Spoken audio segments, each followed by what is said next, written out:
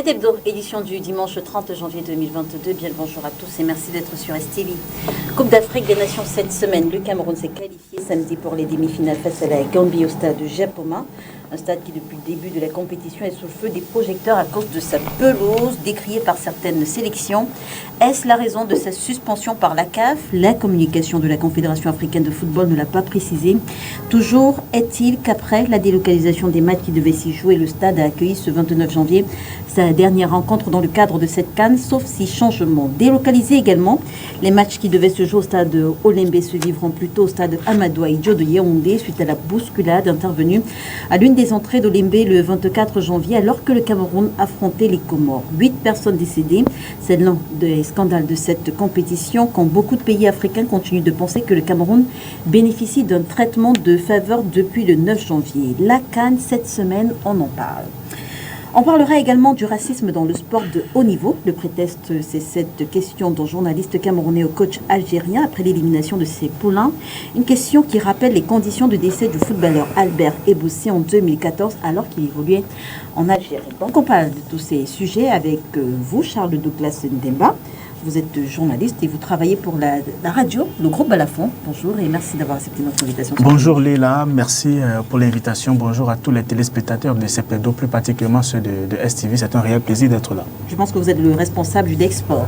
Tout à fait. Alors jusqu'ici, comment est-ce que vous vivez la Coupe d'Afrique des Nations? Une Coupe d'Afrique des Nations qui, comme je le dis toujours, elle est belle pour le pays organisateur et plus il avance dans la compétition, plus la compétition est belle et il y a affluence dans les stades. Je crois que jusqu'ici, on peut dire que le Cameroun rendu en demi-finale, c'est une belle CAN et au-delà du rôle de journaliste pour rendre compte des faits uniquement sur le terrain, en tant qu'individu né dans un pays, ayant une patrie, je suis aussi content de l'évolution de Lyon dont la CAN est belle. À côté de vous, un autre journaliste, Alain Denis Ikoul, il est le promoteur du site en ligne CFoot. Bonjour et merci d'avoir accepté notre invitation. Bonjour Leïla, bonjour à tous vos téléspectateurs. Je suis très heureux d'être encore là ce matin. Alain Denis Ikoul est journaliste, pas promoteur. Oui, journaliste d'abord. Oui. D'abord voilà, pour CFoot. Oui. Et voilà, c'est ça. Un site justement qui a le vent en poupe, il faut le dire. CFoot. Puisque vous le dites, moi je suis preneur. On l'entend cela partout, mais c'est la preuve que nous nous battons au quotidien pour essayer de rendre compte aux Camerounais de ce qui se passe dans le football au Cameroun. Si aujourd'hui vous reconnaissez que nous avons le vent en poupe, moi je suis preneur et je me sens honoré. Merci d'avoir accepté notre invitation. Face à vous, Joseph Désiré Diop, ancien lion indomptable, champion d'Afrique en 2000. Bonjour Monsieur Diop. Bonjour et bonjour à tous les téléspectateurs. Merci d'avoir accepté notre invitation. Merci de m'accueillir ici pour la première fois. Alors justement, on ne vous a pas beaucoup entendu récemment au Cameroun. Comment est-ce que vous l'expliquez? Vous êtes complètement sorti des radars. Oui, peut-être dans le monde du football, oui, parce que je faisais autre chose. Mais je pense que avec la CAN, notamment, parce que depuis le mois de novembre, je suis au Cameroun.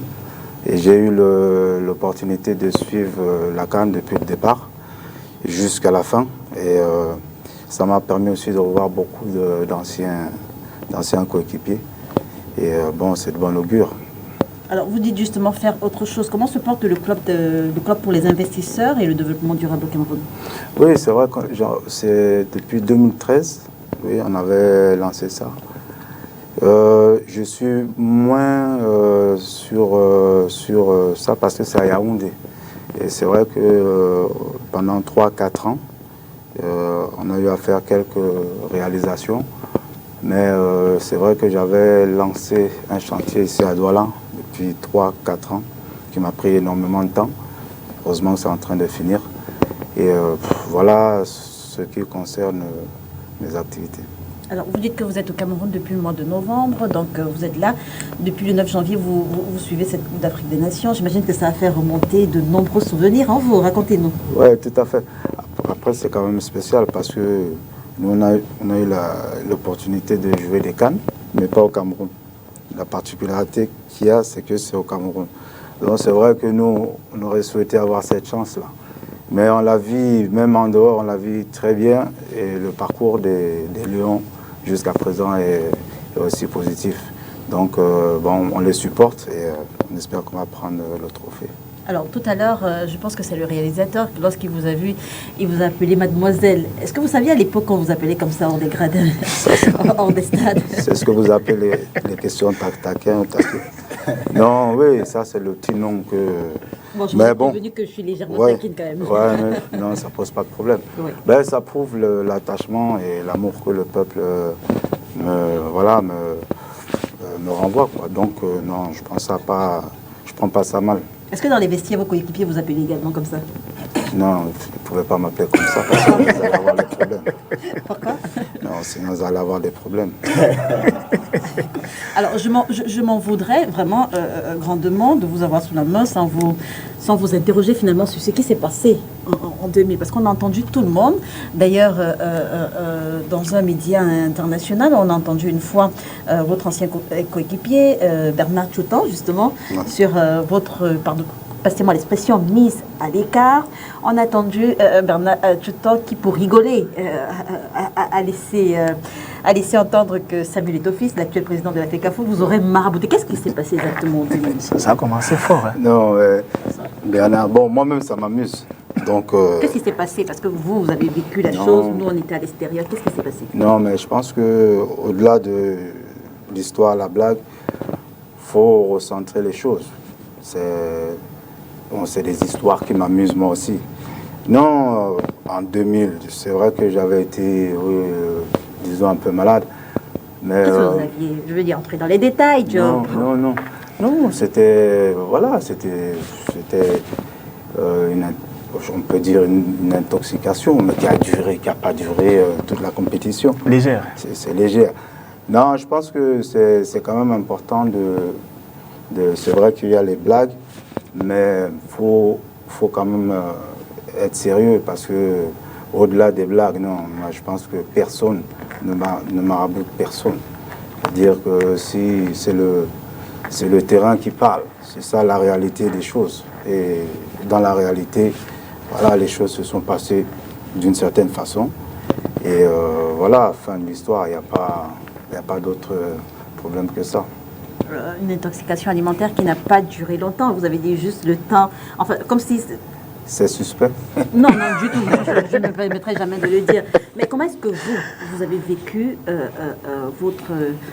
Passez-moi une fois encore l'expression, votre mise à l'écart en 2000. Comment est-ce que vous avez vécu ça?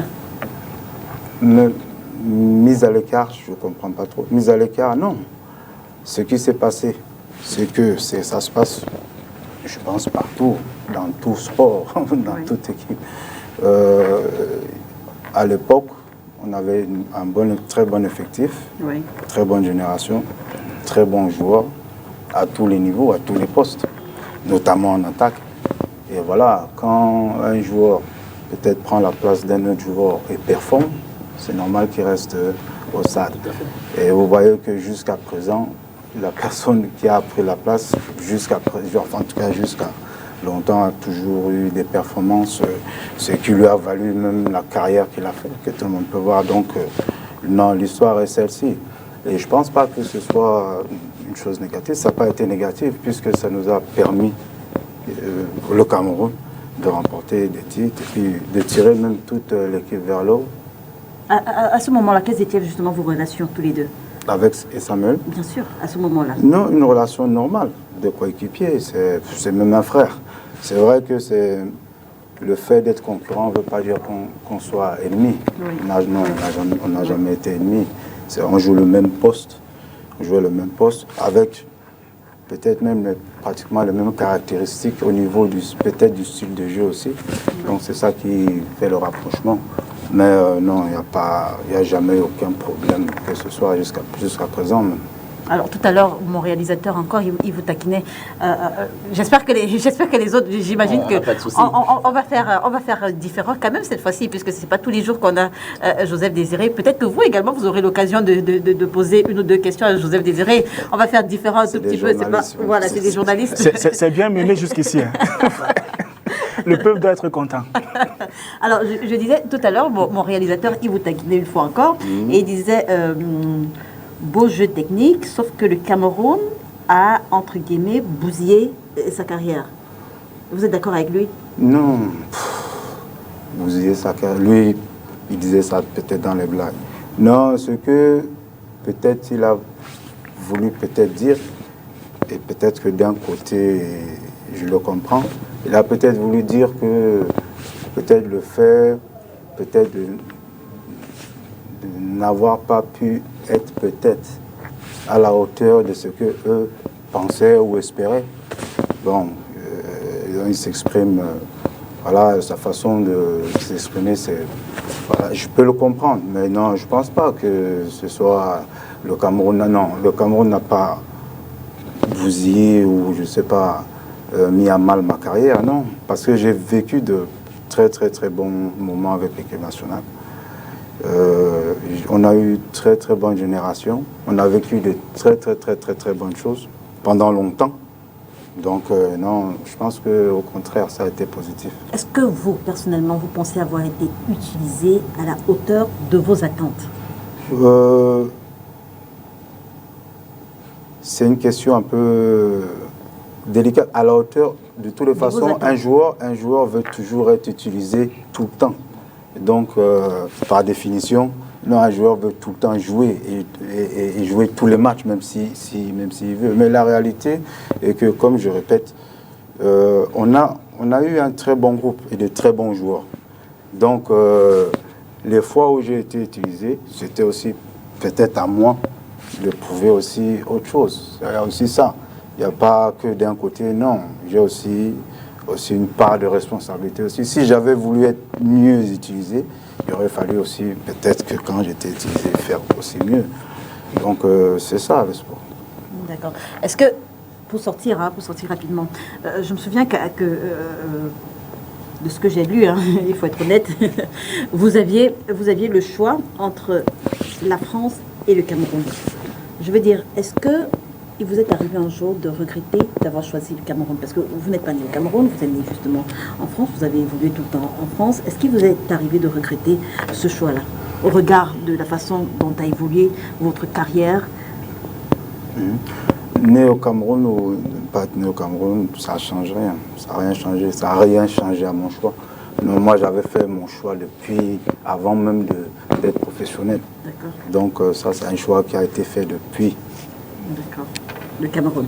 Tout à fait. Ouais. Peut-être des questions, sinon on va entrer... Une petite question. Est-ce que c'est quoi le plus grand de tes souvenirs en équipe nationale? En équipe nationale, là, je vais dire la finale. La finale de la Coupe d'Afrique 2008. Parce que c'est quand même la consécration. C'est le trophée ultime continental. Et c'est vrai que dans ma jeune carrière où je commençais à voir ce genre de trophée, et dans les conditions même où on l'a eu, ouais, c'était, ouais, je pense qu'au niveau de l'équipe nationale, ouais, c'est l'événement le plus marqué. Peut-être une question, Charles, ça va? Tout le monde parle de ces conditions dantesques. Et justement, je reste sur ce souvenir agréable de 2000. Parce qu'aucun joueur réellement, avec tout ce qu'on vit autour de cette CAN organisée au Cameroun, il y a pas mal de faits qui sont relevés de la part des équipes, des entraîneurs. Pour vous qui étiez joueur, concrètement, d'aucuns on a suivi des rumeurs. C'était très difficile pour vous. Qu'est-ce qui s'est passé en 2000? Est-ce que les joueurs ont été maltraités? Est-ce que le staff en a empathie au niveau de la sécurité, de l'organisation? Vous voulez dire quoi en finale, qu'on a joué la finale? Toute la campagne 2000. Non. Très sincèrement, je n'ai pas ce souvenir. Depuis la préparation, ici au Cameroun, jusqu'au trophée même, je pourrais dire, je n'ai pas le souvenir, moi en tant que joueur, qu'il y a eu quelques problèmes que ce soit. Je ne dis pas qu'il n'y avait pas de problème. Pas dans la tanière, dans le pays qui abritait la compétition. Est-ce que les conditions étaient réunies pour l'équipe? Les conditions sont toujours difficiles. On parle du Nigeria, nous particulièrement, même en finale, oui. C'était vraiment pas facile. Parce que c'était au Nigeria et au Ghana. La finale, c'était au Nigeria. C'est vrai que les conditions n'étaient pas faciles, mais nous, de notre côté, on a fait en sorte de mettre les conditions qui soient favorables à nous. Parce que, par exemple, on mangeait à l'ambassade du Cameroun, on ne mangeait pas à l'hôtel, là où on était. Donc, on s'est préservé comme ça. Donc, autour de ça, on s'est bien préservé, bien protégé, parce que c'est vrai que c'était un climat très hostile, pour dire la vérité. Mais bon, ça prouve aussi qualité de notre groupe et notre effectif. Vous étiez hué par les supporters lorsque vous passiez? Partout, même quand on arrivait partout. Mais bon, ça fait partie, ça c'est vrai que c'était une pression particulière, mais je dirais même que c'est peut-être ça qui nous motivait même encore plus.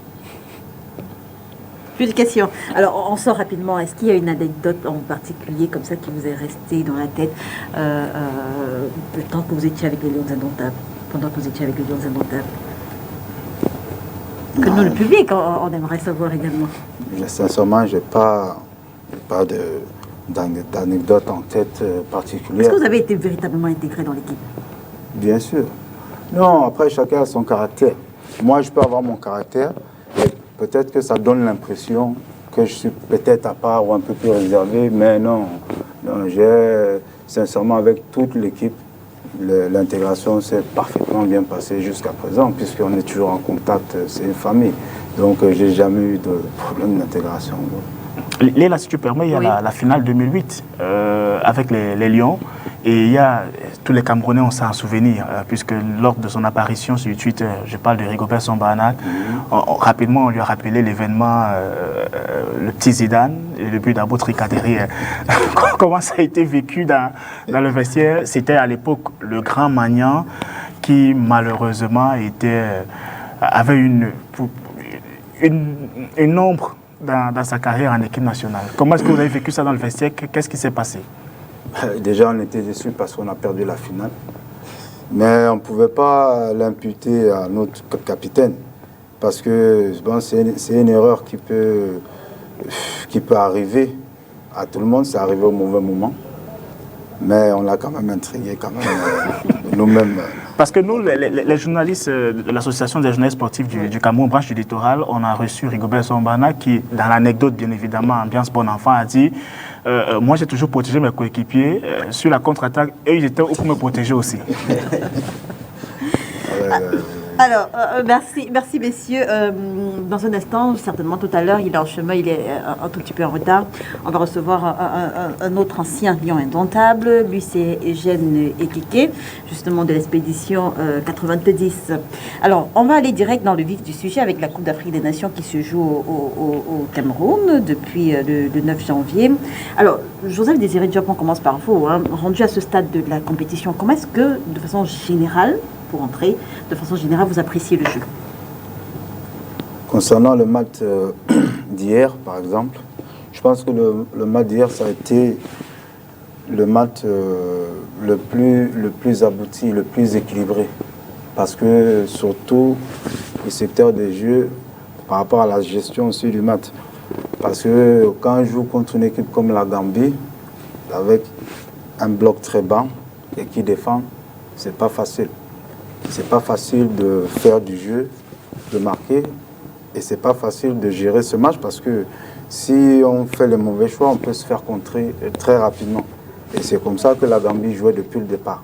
Ils avaient aussi des bons arguments en attaque. Donc c'est ce qu'il faut noter. C'est ce qu'il faut noter là sur la gestion du jeu, l'équilibre sur toutes les lignes, la discipline et la rigueur de l'équipe nationale. Ça a été une très bonne performance, moi. Parce qu'ils ont su marquer à temps, ils ont su aussi marquer le deuxième but qui sécurise un peu le score. Donc tout a été fait hier. Alors, Alain Denis, est-ce que vous êtes satisfait jusqu'ici des prestations des Lions indomptables? Question peut-être un peu piège, j'ai envie de dire, mais en réalité, il faut dire que personnellement, satisfait, non, je ne dirais pas jusque-là. Mais du point de vue du résultat, on peut se dire quand même qu'on est en demi-finale, on a remporté des rencontres, on n'en a perdu aucune jusqu'ici. Et donc, il serait maladroit de dire qu'on est satisfait. Mais après, on est quand même le Cameroun, on joue une canne à domicile. Et donc, il y a une exigence au niveau de la qualité qu'on attend quand même de voir au niveau du jeu des Lions. Et à ce référentiel-là, j'ai un peu le sentiment jusqu'ici que les Lions, pour ma part, sincèrement, n'ont pas toujours séduit. Il faut le rappeler encore que jusqu'ici, en dehors d'une équipe comme le Burkina Faso, qui est dans le top 100 des meilleures nations dans le monde, on n'a pas encore joué une autre nation qui soit dans le top 100. Donc les autres équipes qu'on a jouées, que ce soit les Comores, que ce soit l'Éthiopie, que ce soit la Gambie d'hier, c'est à plus de 130e au niveau du classement FIFA. Donc quand on la Gambie 147e mondiale. Voilà. Donc quand on regarde ce classement-là de ces équipes qu'on a affrontées jusqu'ici, et qu'on se rend quand même compte qu'on est arrivé en demi-finale, on peut se dire oui, le résultat il est là, parce qu'on est en demi-finale, mais après, dans le contenu, on aurait aimé peut-être voir les Lions beaucoup plus explosifs, beaucoup plus souverains dans le jeu, mais ce n'est pas toujours ce qu'on a vu jusqu'ici. On gagne la rencontre face à l'Éthiopie, 4-1, mais quand on regarde le score, il peut être très trompeur parce que dans le contenu, on a quand même concédé d'énormes occasions à cette équipe éthiopienne qui, voilà, pour ma part, n'est pas quand même une photo de guerre en matière de football. Donc, oui, on est en demi-finale, mais on pourrait avoir, et là je vais un peu emprunter à ce que disait le journaliste algérien Nabil Delit, le consultant algérien de Canal+, qui disait que les Lions jusqu'ici ont eu un parcours un peu taillé sur mesure. C'est-à-dire on a l'impression que tout a été fait pour que les Lions puissent ne pas rencontrer des équipes d'un certain niveau, notamment du top 10, avant qu'ils n'arrivent en demi-finale. Donc, c'est vrai que c'est un peu maladroit de dire comme ça, de cette façon, parce qu'après, aller à la CAN, c'est une question de tirage au sort. C'est-à-dire quand on rencontre un adversaire, c'est le tirage au sort à la base. Il n'y a pas de trucage qui puisse être possible à ce niveau-là. Mais clairement, je pense, et je le disais hier à d'autres confrères, que la CAN du Cameroun, pour ma part, va commencer en demi-finale avec des adversaires, l'un des adversaires qui sera soit l'Égypte, soit le Maroc. Parce que jusqu'ici, sincèrement, oui, on a gagné des victoires, oui, on est en demi-finale, mais sincèrement, dans le contenu, il y a encore beaucoup de choses à corriger. Et je pense que face au Maroc ou alors à l'Égypte, on pourrait être dans une plus grande difficulté et on pourra à ce moment-là évaluer le réel niveau de ces Lions-là face à cette adversité qui sera plus corsée. Charles Demba, séduit par le lieu des Lions. Peut-être pas séduit. Je n'attends pas que les Lions me séduisent dans cette Coupe d'Afrique des Nations. J'ai vécu plusieurs CAN où il est difficile et de plus en plus difficile d'avoir un beau jeu. Il faut du temps et les entraîneurs ou alors les sélectionneurs n'ont pas beaucoup de temps à passer avec ces garçons. C'est très compliqué de mettre en place une bonne philosophie de jeu. Il faut, pour ce que j'ai vu avec l'Algérie, 2 ans, 3 ans à l'entraîneur pour prendre le groupe. Il regroupe les garçons sur une année, je pense, 4 fois. Et ils arrivent, ils jouent un match. C'est difficile de mettre les choses en place. Et il y a tout le temps des joueurs qui changent. On les teste pour avoir la bonne équipe. Donc je n'attends pas d'être séduit par le jeu des Lions. Par aucune équipe en Coupe d'Afrique des Nations. La CAN, depuis peut-être après la génération Osama Hassan, Samuel Eto'o, Job Désiré et autres, les CAN ont été relativement difficiles, sans beau jeu. Mais les équipes arrivaient au bout et gagner. Donc moi, je n'attends pas les Lions à ce niveau-là. Je salue plutôt leur efficacité chirurgicale. Parce que les Lions se procurent des occasions et cela va de soi pour les techniciens qui nous suivent. Toute équipe qui veut faire du jeu, qui produit du jeu, s'expose. C'est normal qu'on concède beaucoup d'occasions face à l'Éthiopie. Les Lions jouent. Si hier, il y avait eu des mauvais choix, comme Job le disait, on aurait eu des contre-rendements menés par la formation gambienne. Et il y a eu même quelquefois des mauvais choix, mais rapidement le coach avait travaillé. Dès qu'on perdait le ballon, on mettait la pression sur le porteur de balle. Derrière, il voyait 3 ou 4 joueurs autour de lui et il perdait le ballon aussitôt. Je voulais juste rappeler que tout le monde, sur le dernier argument que Kaka soulevé, Alain Denis sur les propos du journaliste algérien au Tunisien, je ne sais pas trop. Je ne voulais pas m'exprimer là-dessus, mais finalement, puisque la presse camerounaise également s'engouffre là-dedans, je vais dire 1 ou 2 mots. La Gambie, qu'on a rencontrée hier, actuellement au classement FIFA, le dernier, celui de novembre, je crois, est 147e nation mondiale. Décembre 150e décembre. Voilà, 150e décembre. La Gambie, pour arriver en Coupe d'Afrique des Nations, a dû passer par les qualifications, en battant le Gabon, en battant l'Angola, en battant la République démocratique du Congo, des nations mieux, footballistiquement parlant, portantes que la Gambie. Elle arrive en Coupe d'Afrique des Nations, pour sa première participation, elle bat la Tunisie. Alors, est-ce que le fait d'être classé, parce que d'aucuns estiment, et moi je leur donne parfois raison, que ce classement est anecdotique, d'être classé 150e mondial vient résumer la valeur intrinsèque des joueurs et le travail accompli par l'entraîneur. Avant que Tom Samfield, l'entraîneur belge qui arrive, excusez-moi de prendre une parenthèse pour la Gambie, ça faisait 5 ans que la Gambie n'avait pas remporté une seule rencontre depuis qu'il est arrivé. C'est depuis qu'il arrive qu'il y a eu des résultats avec l'équipe gambienne. Moi je pense que le mérite du Cameroun, il faut l'attribuer à son entraîneur. Sur les 2 dernières rencontres du Cameroun, par exemple, lorsque vous allez regarder la fiche tactique que la Confédération africaine de football nous donne dans les stades, Tony Conceição n'a pas évolué en 3-5-2. Il a évolué en 4-3-3, il a évolué à 4-4-2. Et vu les déclarations de Tom Saintfiet en conférence de presse d'avant-match, Alain Denis était avec moi, on était dans la salle de conférence, il a apparu très sûr de lui, très certain, tactiquement parlant. Et c'est à ce niveau que moi, personnellement, j'attendais le coach, le sélectionneur des Lions, j'attendais qu'il fasse une surprise. Et il a surpris les Gambiens avec ce 3-5-2 qui a gêné les Gambiens puisqu'ils ont un bon milieu de terrain. Il fallait gagner la bataille du milieu de terrain. Le meilleur joueur de la compétition, Moussa Barrow, était existant de la 3e minute, parce que les 3 premières minutes sont gambiennes. De la 3e minute jusqu'à la 93e minute, on ne l'a pas vu sur cette rencontre. Donc, je n'attends pas, pour répondre à la question, pour terminer, je n'attends pas d'être séduit par le jeu des Lions, qu'il soit efficace et qu'on file droit vers cette 6e étape. Justement, ouais, vous voulez un 6e trophée. Alors, il nous a rejoint, Eugène Ekeke, ancien Lion indomptable. Bonjour et merci d'être avec nous. Bonjour et merci, c'est un plaisir. Voilà, à côté de vous, un autre ancien Lion indomptable. Vous l'avez reconnu sans ces fameux stress. J'ai reconnu mon petit. Eugène Ekeke également. Malheureusement, ce n'est pas les présentations, puisque vous connaissez déjà peut-être un mot à Eugène Ekeke. Je disais, il fait partie de l'expédition 90. Ça, c'est nos grands, ça, c'est nos monuments. Parce que quand ils jouaient en 90, moi, j'avais 13 ans. Nous, on les regardait jouer et ils nous ont procuré beaucoup d'émotions, lui particulièrement. Parce que moi, je me souviens toujours du but contre l'Angleterre. La pichenette, là, moi, j'avais 13 ans, m'a beaucoup inspiré, quoi. Peut-être également le même exercice, Eugène Ekeke. Non, parce que je pense que quand il est arrivé, oui, j'étais déjà dans l'encadrement. Et c'était un plaisir parce que c'était vraiment, c'est le gars un simple, très. On l'a taquiné à l'entame de l'émission avec son petit nom, mademoiselle. Ok, vraiment, c'est le gars simple, très respectueux, au-delà de son talent. Donc vraiment, le courant est passé. J'ai beaucoup d'affection pour lui. Et quand il était à Lyon, c'était un plaisir de le regarder. Et tous les espoirs, quand un Camerounais est quelque part, et quand il réalise des espoirs, ça nous honore et on est fiers. Et on devient le supporter de cette équipe. Donc on a suivi sa carrière avec beaucoup de plaisir. Et quand il venait avec les Lions, c'est un bonheur également. Alors, comment est-ce que vous appréciez le niveau général du jeu dans cette CAN depuis le 9 janvier? Bon, cette CAN, elle a montré que le football africain a énormément évolué par le bas. C'est-à-dire que, généralement, il y a les grands qui sont connus comme tels. Et avant que cette CAN commence, il y avait les favoris. Par exemple, l'Algérie, 35 matchs sans défaite. Cette Algérie, elle rayonnait, je dirais. Elle dominait le football africain. Et patatras, l'Algérie n'est pas passée, premier tour. Et qu'est-ce qu'on voit? Des équipes comme la Guinée équatoriale, que personne n'attendait. Des équipes comme l'Éthiopie, que personne n'attendait. La Gambie, que personne n'attendait. Et au premier tour, le Comore, pour ne pas les oublier.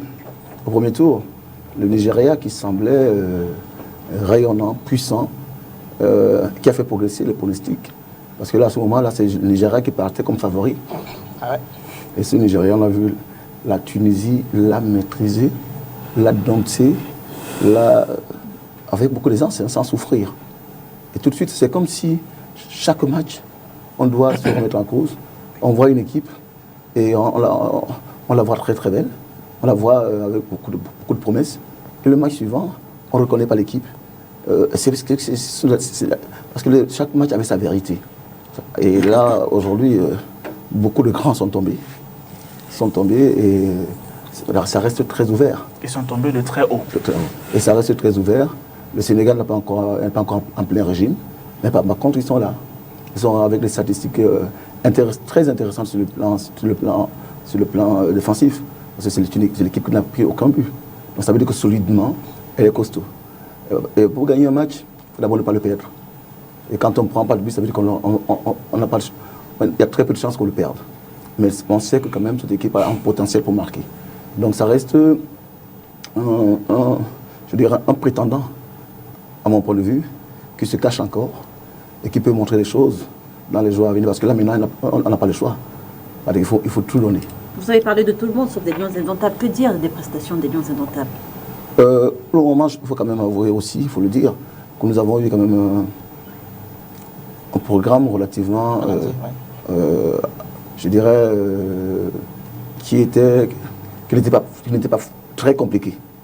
Et par contre, nous avons assumé parce qu'il ne faut pas simplement jouer soit contre les prétendues petites équipes. Parce que ces petites équipes, ce qu'elles montrent, c'est qu'il y a un nivellement de niveau.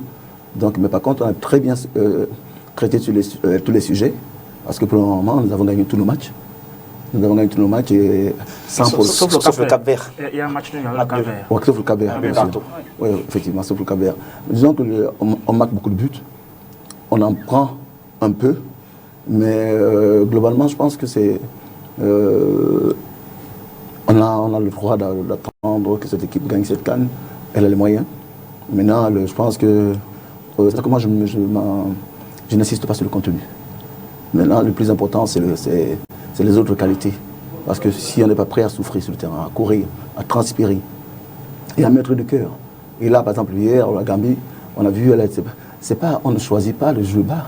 On ne choisit pas de défendre simplement. C'est le rapport de force sur le terrain qui vous l'impose. Et je ne sais pas si vous vous souvenez de 2 arrêts d'Onana. Moi, je ne m'en souviens pas. Ça veut dire qu'on a maîtrisé cette équipe, on a marché dessus. Donc les joueurs savaient que... Donc on ne leur a jamais permis de rentrer dans le match. À 2-0, ils ont essayé de sortir un peu, mais les gars ont bien vraiment traité le sujet. D'accord. On va parler de l'arbitrage rapidement avant de parler du tram de Limbé. On repart avec vous, Joseph Désiré Diop. L'arbitrage justement qui ne fait pas l'unanimité depuis le début de cette compétition. On a déjà au moins 7 cartons rouges, si je ne me trompe pas, contre 5 en 2019 en Égypte. Qu'est-ce que vous pensez de cette polémique? C'est vrai qu'il y a... On est déjà à 13 cartons rouges. C'est vrai qu'on remarque qu'il y a eu beaucoup de cartons rouges sortis. Bon, c'est peut-être aussi de la part des arbitres, mais c'est le niveau aussi de la compétition. Je me dis s'il y a peut-être une petite explication à donner qui veut ça, parce que les arbitres aussi font partie du jeu. Eux aussi, ils ont la pression. Et moi, je pense que contrairement aux autres CAN, cette CAN est très, très, très relevée et très homogène. C'est pour ça que les petites équipes qu'on appelait hier sont plus les petites équipes. Les niveaux commencent à se rattraper. Et forcément, même dans le jeu, c'est pas évident pour les arbitres parce que déjà, en Afrique, le jeu est très, très, très physique. Donc, il y a des duels très, très impressionnants. Et il faut prendre les bonnes décisions, et rapidement. Donc, pour les arbitres, c'est pas évident. Donc, il faut le relever. Maintenant, qu'est-ce qui fait qu'il y a une quantité de cartons rouges, par exemple? Bon, c'est peut-être parce qu'aujourd'hui, ils veulent aussi un peu sévir pour ne pas qu'il y ait de jeux dangereux et autres. Moi, je n'ai pas d'autre explication que ça. Oui, j'entends ce que dit Joseph, je suis entièrement d'accord avec lui. Mais après, je crois que l'explication la plus cohérente sur le nombre de cartons qui est de plus en plus croissant dans les CAN, c'est un peu la VAR. Parce qu'auparavant, l'arbitre n'avait pas l'occasion de pouvoir revoir une action pour pouvoir sanctionner. Quand on regarde les 13 cartons qui ont été donnés jusqu'ici, les 13 expulsions, 8 sont sur le fait d'un retour à l'arbitrage vidéo, c'est-à-dire d'un recours à l'arbitrage vidéo. Donc, on va revoir l'action, l'arbitre revient et dit, bon, là, c'est pas jaune, mais c'est rouge. Donc, 8 sur les 13 découlent de ce type de procédé. Donc, auparavant, il n'y avait pas la VAR. Du coup, l'arbitre, sur le coup de l'action, pouvait apprécier la situation. Voilà, il estimait que la faute n'est pas très grave. Il donnait un carton jaune ou même ne pas donner de carton. Mais aujourd'hui, tu as les mecs qui sont dans le cas vidéo qui vont t'appeler pour te dire que, tiens, là, il y a une erreur que tu as commise, il faut revenir et donner un carton rouge. Donc, je pense que la VAR a beaucoup contribué, certes. La VAR plutôt. La VAR plutôt parce que en 2019, lors de la dernière campagne de la dernière Coupe d'Afrique des Nations, elle intervenait en quart de finale. Donc là, elle a commencé dès le premier match. Donc, donc, ça explique un peu ces cartons qui reviennent énormément. Oui, effectivement, la VAR, parce qu'aujourd'hui, l'arbitrage, je dirais, en monovision. En monovision, et avec la VAR, on a voulu dire plus d'injustice, 0 erreur de la part de l'arbitrage. Et ce qui fait que quand l'action... Parce qu'avant, l'arbitre, sur une décision, essayaient même de tenir comme de conteste. Maintenant, il n'y a pas d'émotion, pas de conteste. C'est-à-dire qu'une faute, c'est une faute. Et là, je dirais, le code pénal de l'arbitrage, c'est le carton rouge. La deuxième chose, c'est que l'arbitrage africain aussi est en train d'évoluer. C'est-à-dire dans les grandes compétitions, en Europe, c'est le moment de faire évoluer les choses. C'est-à-dire qu'on se dit, il y a un tel problème dans le jeu qu'il faut essayer de résoudre. C'est-à-dire actuellement, par exemple, chaque jour, j'ai l'honneur en tant qu'organisateur, en tant que coordonnateur adjoint, de participer aux réunions techniques. Les arbitres répètent aux deux équipes des choses sur lesquelles on ne transigera pas. En ce moment, par exemple, le gros problème, c'est dans les sauts, le problème de coup de coude. Le coup de coude, aujourd'hui, quand vous sautez, malheureusement, les joueurs ont l'habitude, quand on saute, on ne se maîtrise pas. Donc, on veut amener les joueurs à se maîtriser, et ces coups de coude peuvent être très très dangereux, et donc à les sanctionner. Et à la réunion technique, les arbitres le rappellent, que nous serons très exigeants là-dessus. On n'hésitera pas à sortir le carton rouge. Donc, et quand la situation se présente, l'arbitre, ceux qui sont là-bas rappellent l'arbitre. Lui-même va regarder. Il n'a plus le choix. Par exemple, le match du Cameroun, je pense que c'est le Comore. Ouais. Le match vient de commencer 5 minutes après. Tout le monde attend un match ouvert, un match vraiment. Et à 5 minutes, l'arbitre, à partir du moment qu'on l'a appelé, qu'il regarde les images, le monde entier est en train de regarder les images avec lui, il n'a pas le choix. S'il ne le fait pas, c'est une faute technique et il va être sanctionné. Donc voilà le contexte qui fait que il y a beaucoup plus de cartons rouges. Oui, peut-être pour finir sur cette question, mais je pense que la VAR aujourd'hui a un peu contribué à déresponsabiliser les arbitres. Vous voyez, aujourd'hui les arbitres usent moins le levier psychologique et appliquent le règlement de façon mécanique. Je veux dire, dans un match de football, il y a quand même, il faut tenir compte parfois du contexte et essayer de mettre le pédale douce face à certaines situations et ne pas toujours être amené à appliquer le règlement mécaniquement. Quand on regarde une situation comme celle du match Comore-Cameroun, c'est vrai, il y a un coup de pied, il y a un pied qui met en danger l'intégrité physique je crois que c'était Mominga Maleu, mais à un moment, s'il n'y a pas la VAR, l'arbitre qui a vu va se dire, ben tiens, on est à la 7e minute, ils n'ont pas de gardien, alors je prends mes responsabilités. Et ça, on le voit en Ligue des champions européenne, on le voit partout ailleurs. Mais chez nous, on a comme l'impression que nos arbitres africains se sentent de moins en moins responsables et font plus confiance à la VAR qui leur montre et leur demande d'appliquer le règlement de façon mécanique. Donc, je pense qu'à un certain moment, il faut qu'on éduque davantage nos arbitres et qu'on les amène à comprendre que le maître du match, c'est eux d'abord, avant qu'ils ne soient la VAR. Donc, tu peux prendre sur toi de dire que non, ici, je ne donne pas carton rouge. Moi, j'ai vu le match. Vous risquez quand même des sanctions? Non, je pense pas. Non, je pense pas parce que à un certain moment, l'arbitre, on le dit toujours, c'est le maître de la rencontre. C'est pas pour dire que tu vas pas donner sifflet penalty parce qu'il y a pas ou alors parce que la VAR a montré. Un maître qui est astreint à faire respecter les lois du jeu, lui-même astreint à un code. Oui, mais il n'est pas maître. Oui, mais le match, il faut pouvoir gérer la rencontre. Il y a beaucoup d'enjeux. Au-delà des enjeux sportifs, il y a d'autres enjeux qui rentrent dans un match de football. Et je pense qu'il faut pouvoir les gérer en tant qu'arbitre. On le voit ailleurs. Moi, je vois les Matteo Laos et autres en Europe sur une situation de main dans la surface des dépassements. Il faut dire non, jouer. Or, la VAR a montré qu'il y a main. Mais il faut dire non, je suis à côté, j'ai vu l'action, jouer. Ils sont responsables. Mais chez nous, on a un peu le sentiment que la VAR est venue déresponsabiliser nos arbitres. Moi, je trouve ça un peu dommage. Oui, parce que lors du débat de la VAR, il y avait par exemple Michel Platini qui était contre. Parce qu'en disant que le football est un jeu, les erreurs d'arbitrage, les erreurs de joueurs, ça fait partie du jeu. Et on a dit non. Maintenant, ça devient une question de justice. Ça devient une question de justice. À gauche ou à droite, elle doit être la même. L'arbitre n'a pas à gérer ses émotions, il a appliqué le code pénal. C'est-à-dire, sinon, s'il le fait à la 2e minute, il y a une situation qui est plus grave, ou qui est moins grave, il ne le fait pas. Mais pourquoi vous l'avez fait là, vous ne l'avez pas fait avant? Si on reste sur le cas du Cameroun, que Eugène et Koul ont évoqué, s'il ne met pas le carton à la 5e minute, et que par la suite, les Comores mettent un but, ou alors se retrouvent en train de mener le Cameroun et de gagner le match, il y a une grosse faute. Il faut réparation, parce que là, il y aura le sentiment grandissant d'injustice, encore que c'est le pays organisateur.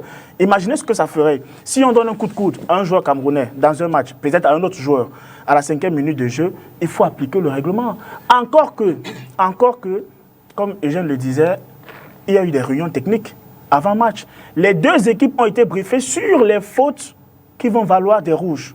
Il n'y a pas d'excuse, les joueurs savent. Vraiment, en 20 secondes, puisqu'on a Eugène devant nous, il faut que je soulève un peu ce problème-là. En fait, en football, il y a ce qu'on appelle la main défensive et la main offensive, qui généralement ne sont pas traitées de la même façon. C'est-à-dire, dans la surface de réparation, si un défenseur qui est en train de défendre sur un attaquant touche le ballon de la main, là on appelle, ou alors on invite l'arbitre à un peu de psychologie. Est-ce que la main a fait ci? Est-ce que la main a décollé du corps? Est-ce que la main? Mais si dans la même situation, c'est l'attaquant qui, malgré que sa main soit collée à son corps, touche la balle et qu'il se sert de cette balle qui a tapé sur sa main pour inscrire un but, on te dira non, le règlement dit c'est faute, coup franc contre l'attaquant. À partir de ce moment-là, quand il y a de l'ambiguïté au niveau de la règle, à ce moment-là, moi j'estime que les arbitres doivent être responsables à tous les niveaux. C'est pour ça que cette ambiguïté, on essaie de la lever le plus en plus. Heureusement qu'il reconnaît que c'est une ambiguïté. Voilà. Parce qu'effectivement, il y avait des cas où il y avait la possibilité d'interprétation.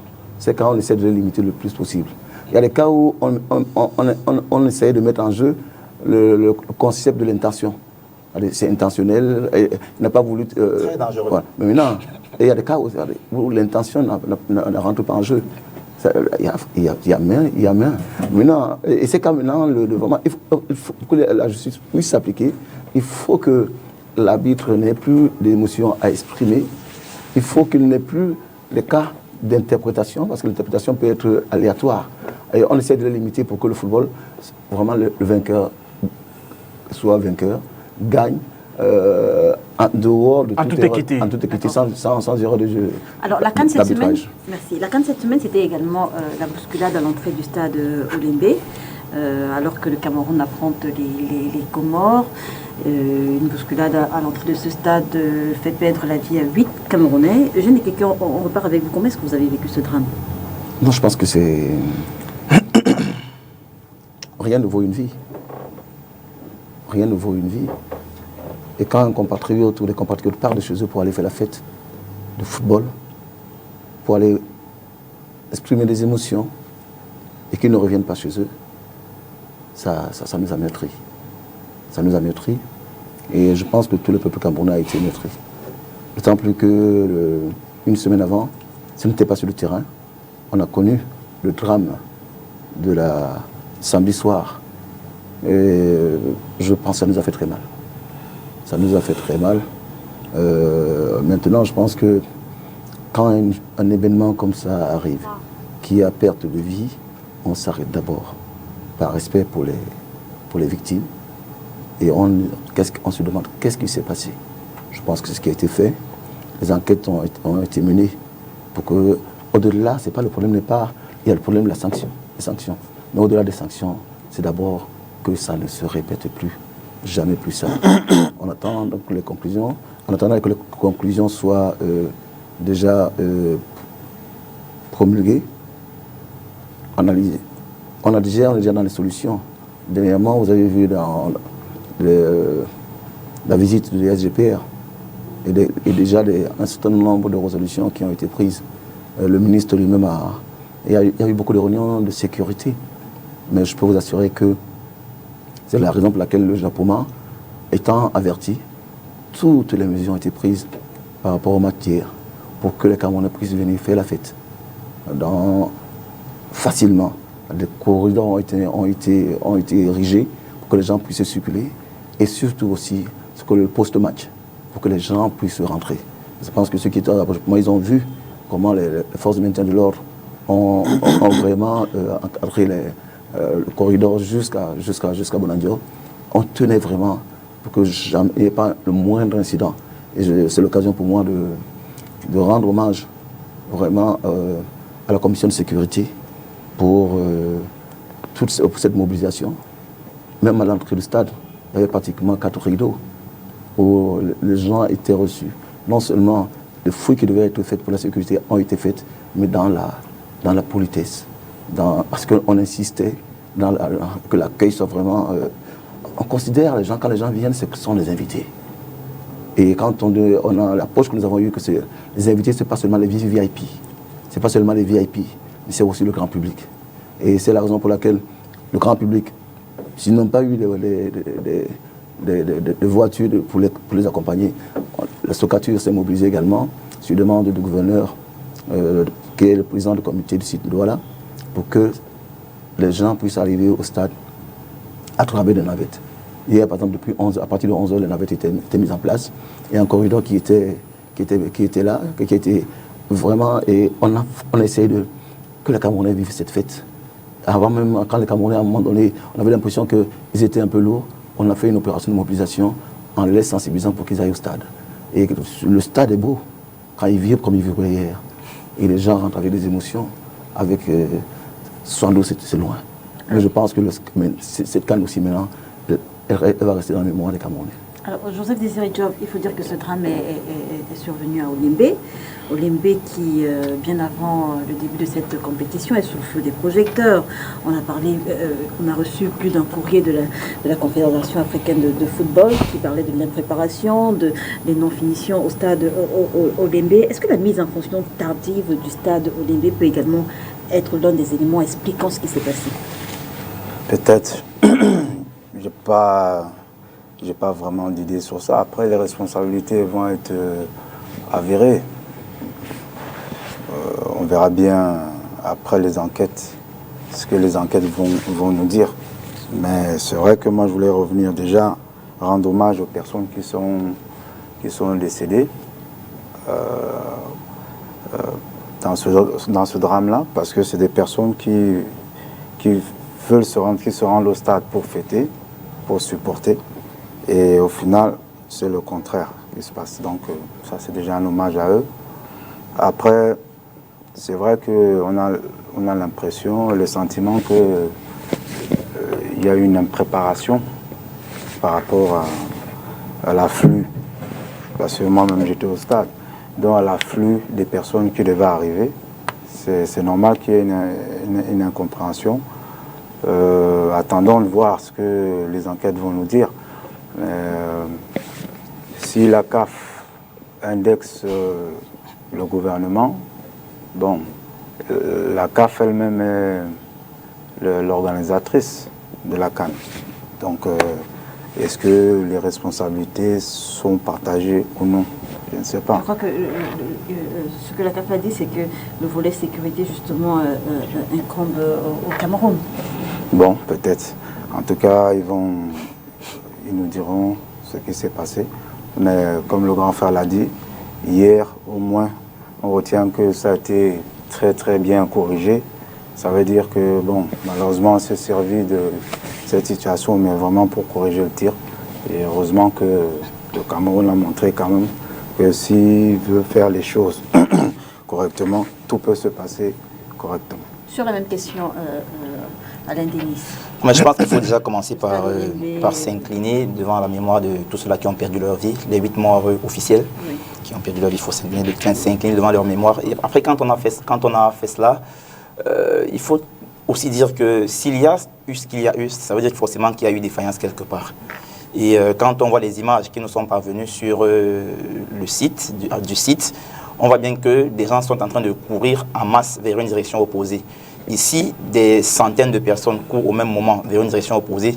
Ça veut dire qu'il y a eu un geste de quelqu'un ou alors de d'autres personnes en face qui les a poussés à commencer à courir dans ce sens-là. Je ne veux pas dire que peut-être des forces de l'ordre ou alors quelqu'un d'autre, mais il est évident que si des personnes en masse commencent à courir de la gauche vers la droite, ça veut dire qu'elles ont été chassées ou alors repoussées violemment de là où elles étaient pour commencer à prendre une direction opposée. Donc à partir de ce moment-là, ça pose clairement le problème de la formation d'un certain nombre de personnels qu'on a dans nos stades pendant ces compétitions. Et moi, je suis souvent le premier à décrier cela en disant que beaucoup sont dans ces stades-là sans en avoir la formation requise. C'est-à-dire qu'il y a des gens qu'on prend, qu'on met comme ça parce que tu es policier, parce que tu es, je ne sais pas moi quoi d'autre, on te met dans un stade et on te demande d'assurer la sécurité. Alors que assurer la sécurité dans un stade, c'est un contexte particulier, être dans un stade. C'est différent d'être en Dokoti ou à la poste centrale et d'assurer la sécurité des gens qui circulent avec leur voiture. Donc, oui, le volet sécuritaire, doit être indexé avec la plus grande acuité. Et je crois que l'élément qui démontre clairement ce que je suis en train de dire, c'est que, si vous ne le saviez pas peut-être, le président de la CAF, Patrice Motsepe, lors de ce match-là, est arrivé en retard au stade parce qu'il était dans les embouteillages. Il n'y a pas que lui, il y a plein d'autres personnes qui sont arrivées en retard. Et quand vous regardez donc dans un pays où on organise la CAN, le patron de la fête, c'est-à-dire vous faites votre anniversaire, et vous-même, le patron de l'anniversaire, l'anniversaireux, entre guillemets, comme on dit dans nos restaurants. Vous êtes bloqué au portail. Voilà, vous êtes bloqué au portail. Ça veut dire que quelque part, sincèrement... Il a également souligné le bon côté des choses. Ça veut dire que plein de personnes veulent fêter avec vous votre anniversaire. Oui, je suis entièrement d'accord, mais lorsque d'autres autorités, que je ne vais pas citer, doivent arriver au stade, on prend toutes les mesures. Mais lorsque tout un président de la CAF, c'est quand même un président de la CAF, c'est-à-dire c'est sa fête, c'est lui qui l'organise, c'est lui qui invite tout le monde à cette fête. Le Cameroun n'accueille que la CAN. Mais la CAN est organisée par la CAF. Et lui est le président de la CAF. Alors, quand on en arrive au point où tout un président de la CAF puisse être bloqué dans les embouteillages à Yaoundé, ça veut dire que quelque part, on a loupé le coche.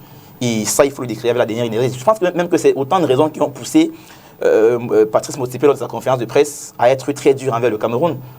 Parce que sincèrement, j'ai pas envie de dire que c'est une honte, mais on n'en est pas loin de savoir que le président de la CAF arrive en retard dans un match, dans un stade qui porte quand même, qui était censé porter, parce qu'il ne porte finalement pas le nom du premier sportif camerounais, dans un stade Olembe, où en réalité toutes les dispositions devraient être prises en amont pour qu'il puisse arriver au stade de façon paisible. Donc clairement, moi je dis, il y a une enquête qui est en cours, il faudra peut-être attendre, mais le regard du journaliste que je peux avoir sur la situation, c'est que clairement, il y a eu un manquement quelque part, et ce manquement, je ne veux pas me passer pour le juge, mais ce manquement clairement est à imputer au côté camerounais qui n'a certainement pas su assurer la sécurité et toutes les conditions pour permettre aux gens d'être au stade de façon fluide. Le chef de Glass Temba, quelle est la part de responsabilité de l'opération Stade plein lancée par les autorités camerounaises dans ce drame? Je pense que, d'abord, sincères condoléances aux familles qui portent le deuil dans cette fête sportive. Pour l'opération Stade plein, ça partait d'une bonne intention. On a sensibilisé des gens, on a voulu que les Camerounais puissent vivre cette fête-là. Parce que ces stades ont été construits pour les Camerounais, pour la jeunesse camerounaise. On ne peut pas faire une Coupe d'Afrique des Nations. Malheureusement, au moment du tirage au sort, parce que c'est de là que tout part, au moment du tirage au sort, et même la périodicité, la tenue de la CAF, j'ai eu à discuter avec plusieurs journalistes, je me suis dit, bon, on n'en est pas là, ça sera notre débat. Les matchs de 14h et les matchs de 17h, en cette période-ci, trouvent que la majorité de la population, puisque le Cameroun a une majorité de population qui est relativement jeune, ces personnes-là sont encore occupées, soit par les études, soit par les petits jobs que chacun fait, soit par le travail de façon classique, au bureau, dans le privé. Donc, avoir les gens au stade, lorsque les rencontres se jouent à 14h et à 17h, c'était presque impossible. Et le COCAN a, avec les élites dans les arrondissements, dans les mairies et autres, ont pensé que si on mettait l'aspect gratuité et qu'on demandait à ce que les professeurs libèrent les élèves, on pouvait avoir du monde au stade. C'est ce qui s'est passé et on a eu du monde. Sauf que, est-ce ils se sont dit, ok, sur le monde qu'on aura, voici ce qu'on va faire. Parce qu'il fallait prendre des mesures spéciales, encore que c'était le match des Lions. Vraiment, il n'y a pas de grosses excuses à Yaoundé. Ce n'est pas aujourd'hui que, avant qu'on ait tous ces joyaux, Yaoundé a toujours accueilli les matchs des Lions. Toujours. Peut-être pas sur le même site, mais au stade Amadou Ahidjo. Donc, je me dis qu'il y a une certaine routine, un certain savoir-faire qui aurait dû prévaloir. Voilà, pour pouvoir avoir du monde au stade et en sécurité. Donc, je crois que la partie camerounaise, ou alors ceux qui ont fait l'opération Stade plein, devraient se oindre d'humilité, de se recueillir, si possible, auprès des familles. Parce que faire les discours, c'est bien beau, mais il y a des familles qui ont basculé. Ce ne sera plus jamais pareil. Il faut leur apporter assistance et il faut discuter avec ces familles. Pour terminer, Léla, si j'ai déjà répondu à la question, évidemment, moi, je pense que je m'attendais à une CAN avec quelques couacs, parce qu'on est parti dans un système où on doit avoir... on doit faire des essais. Ça fait un moment, ça fait quoi, 50 ans que le Cameroun n'a pas abrité une telle compétition. Et il faut éduquer les populations. Il faut éduquer les populations. Je savais qu'il devait y avoir des couacs. Quand on regarde l'organisation des CAN ailleurs, c'est assez compliqué, c'est assez complexe. Je savais qu'il devait y avoir des couacs. Mais de si gros couacs, non, je ne m'y attendais pas. Parce que la population n'est pas... je ne sais même pas si les gens sont préparés à... Quand vous voyez le comportement des gens, ce jour-là, en train d'escalader les... En fait, vous parlez du mauvais encadrement de l'opération, mais aussi de l'incivisme des Camerounais. Surtout l'incivisme. Il faut... Je n'accuse pas les Camerounais, il faut les éduquer. On n'a jamais eu... Je prends toute une génération, voire deux. Mis à part peut-être Job, je ne sais pas trop, mais eux, ils ont vécu la CAN 72. Peut-être tout petit. Mais nous, on n'a pas connu ça. Nous, on n'a pas vécu ça. Nous, par exemple, aujourd'hui, nous sommes devenus journalistes, on sait à peu près quel comportement avoir lorsqu'on arrive au stade. Mais ceux qui n'ont pas l'habitude d'aller dans les stades, c'est eux qu'on demande, c'est à eux, qu'on demande de venir dans les stades. Il faut qu'ils soient éduqués. Il faut qu'ils soient éduqués. Et donc, les Camerounais doivent comprendre. Parce que la première personne à assurer ta sécurité, c'est toi-même. La première personne à assurer ta sécurité, c'est toi-même. Cela va s'en dire quoi? Cela va se dire que si aujourd'hui on veut avoir une opération stade plein, mais comment se fait-il qu'on puisse avoir des Camerounais qui arrivent au stade? Ils n'ont pas de ticket, mais ils veulent entrer au stade.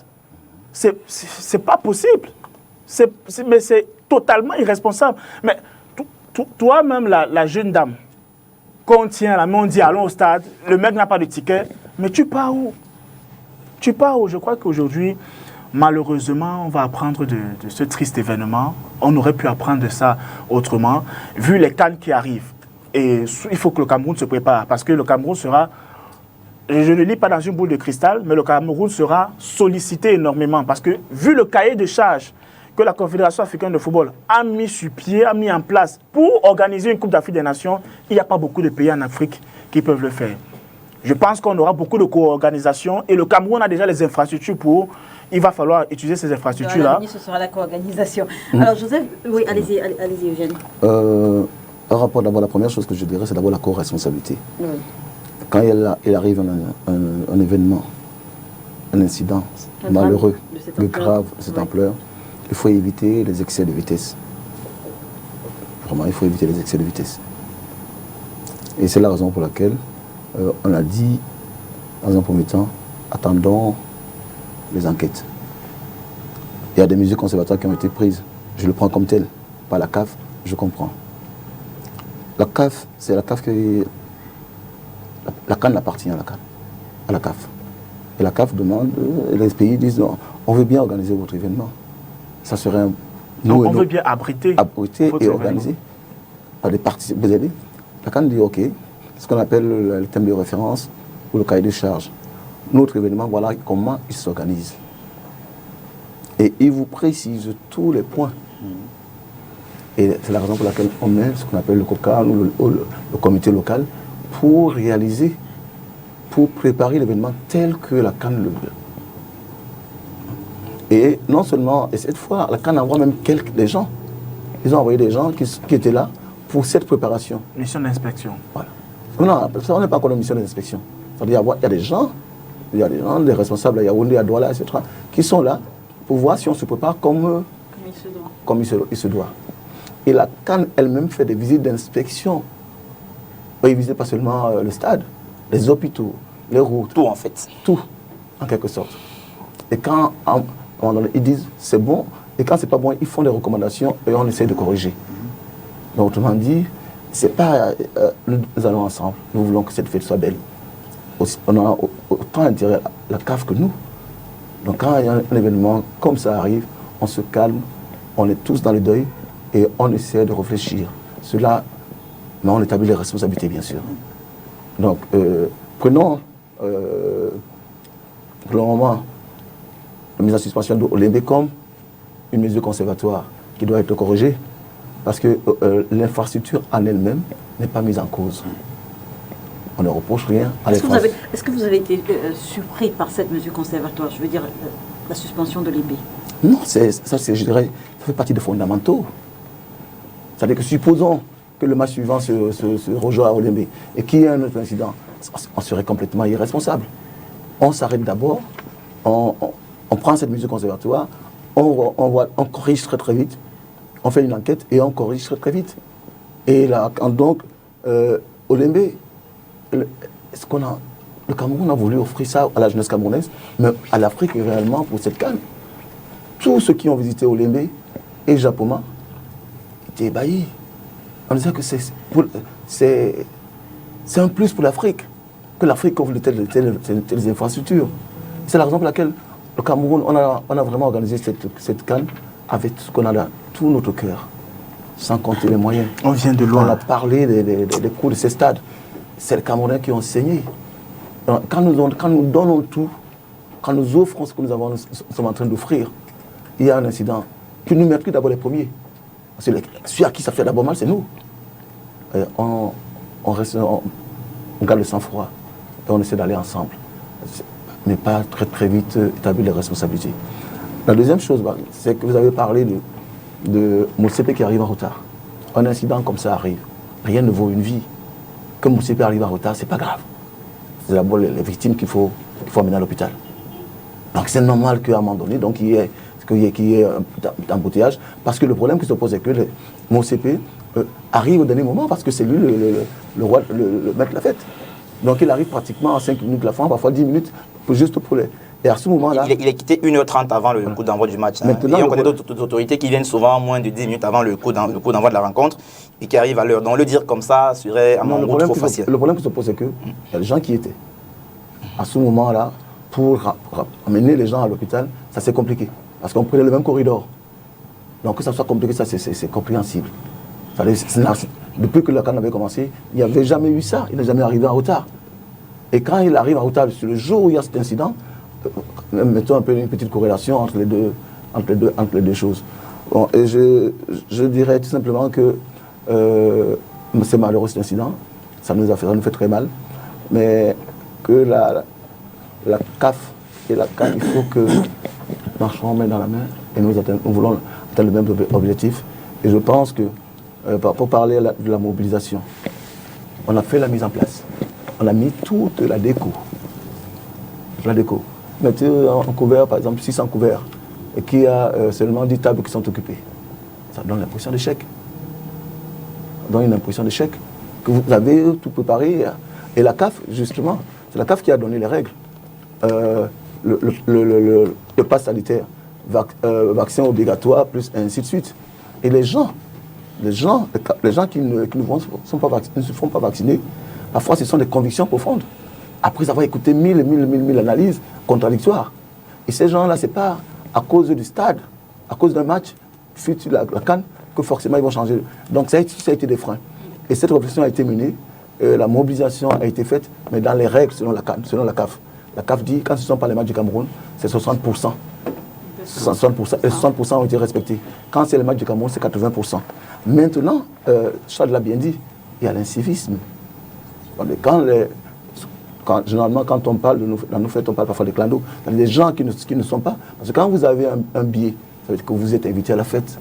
Donc quand les non-invités s'ajoutent, ça crée des phénomènes. Et en plus, le supporter, il y a des moments où il devient pratiquement irraisonnable. Il est devant, on entend les cris. Moi-même, quand un but rentre, on saute, on ne sait pas ce que c'est.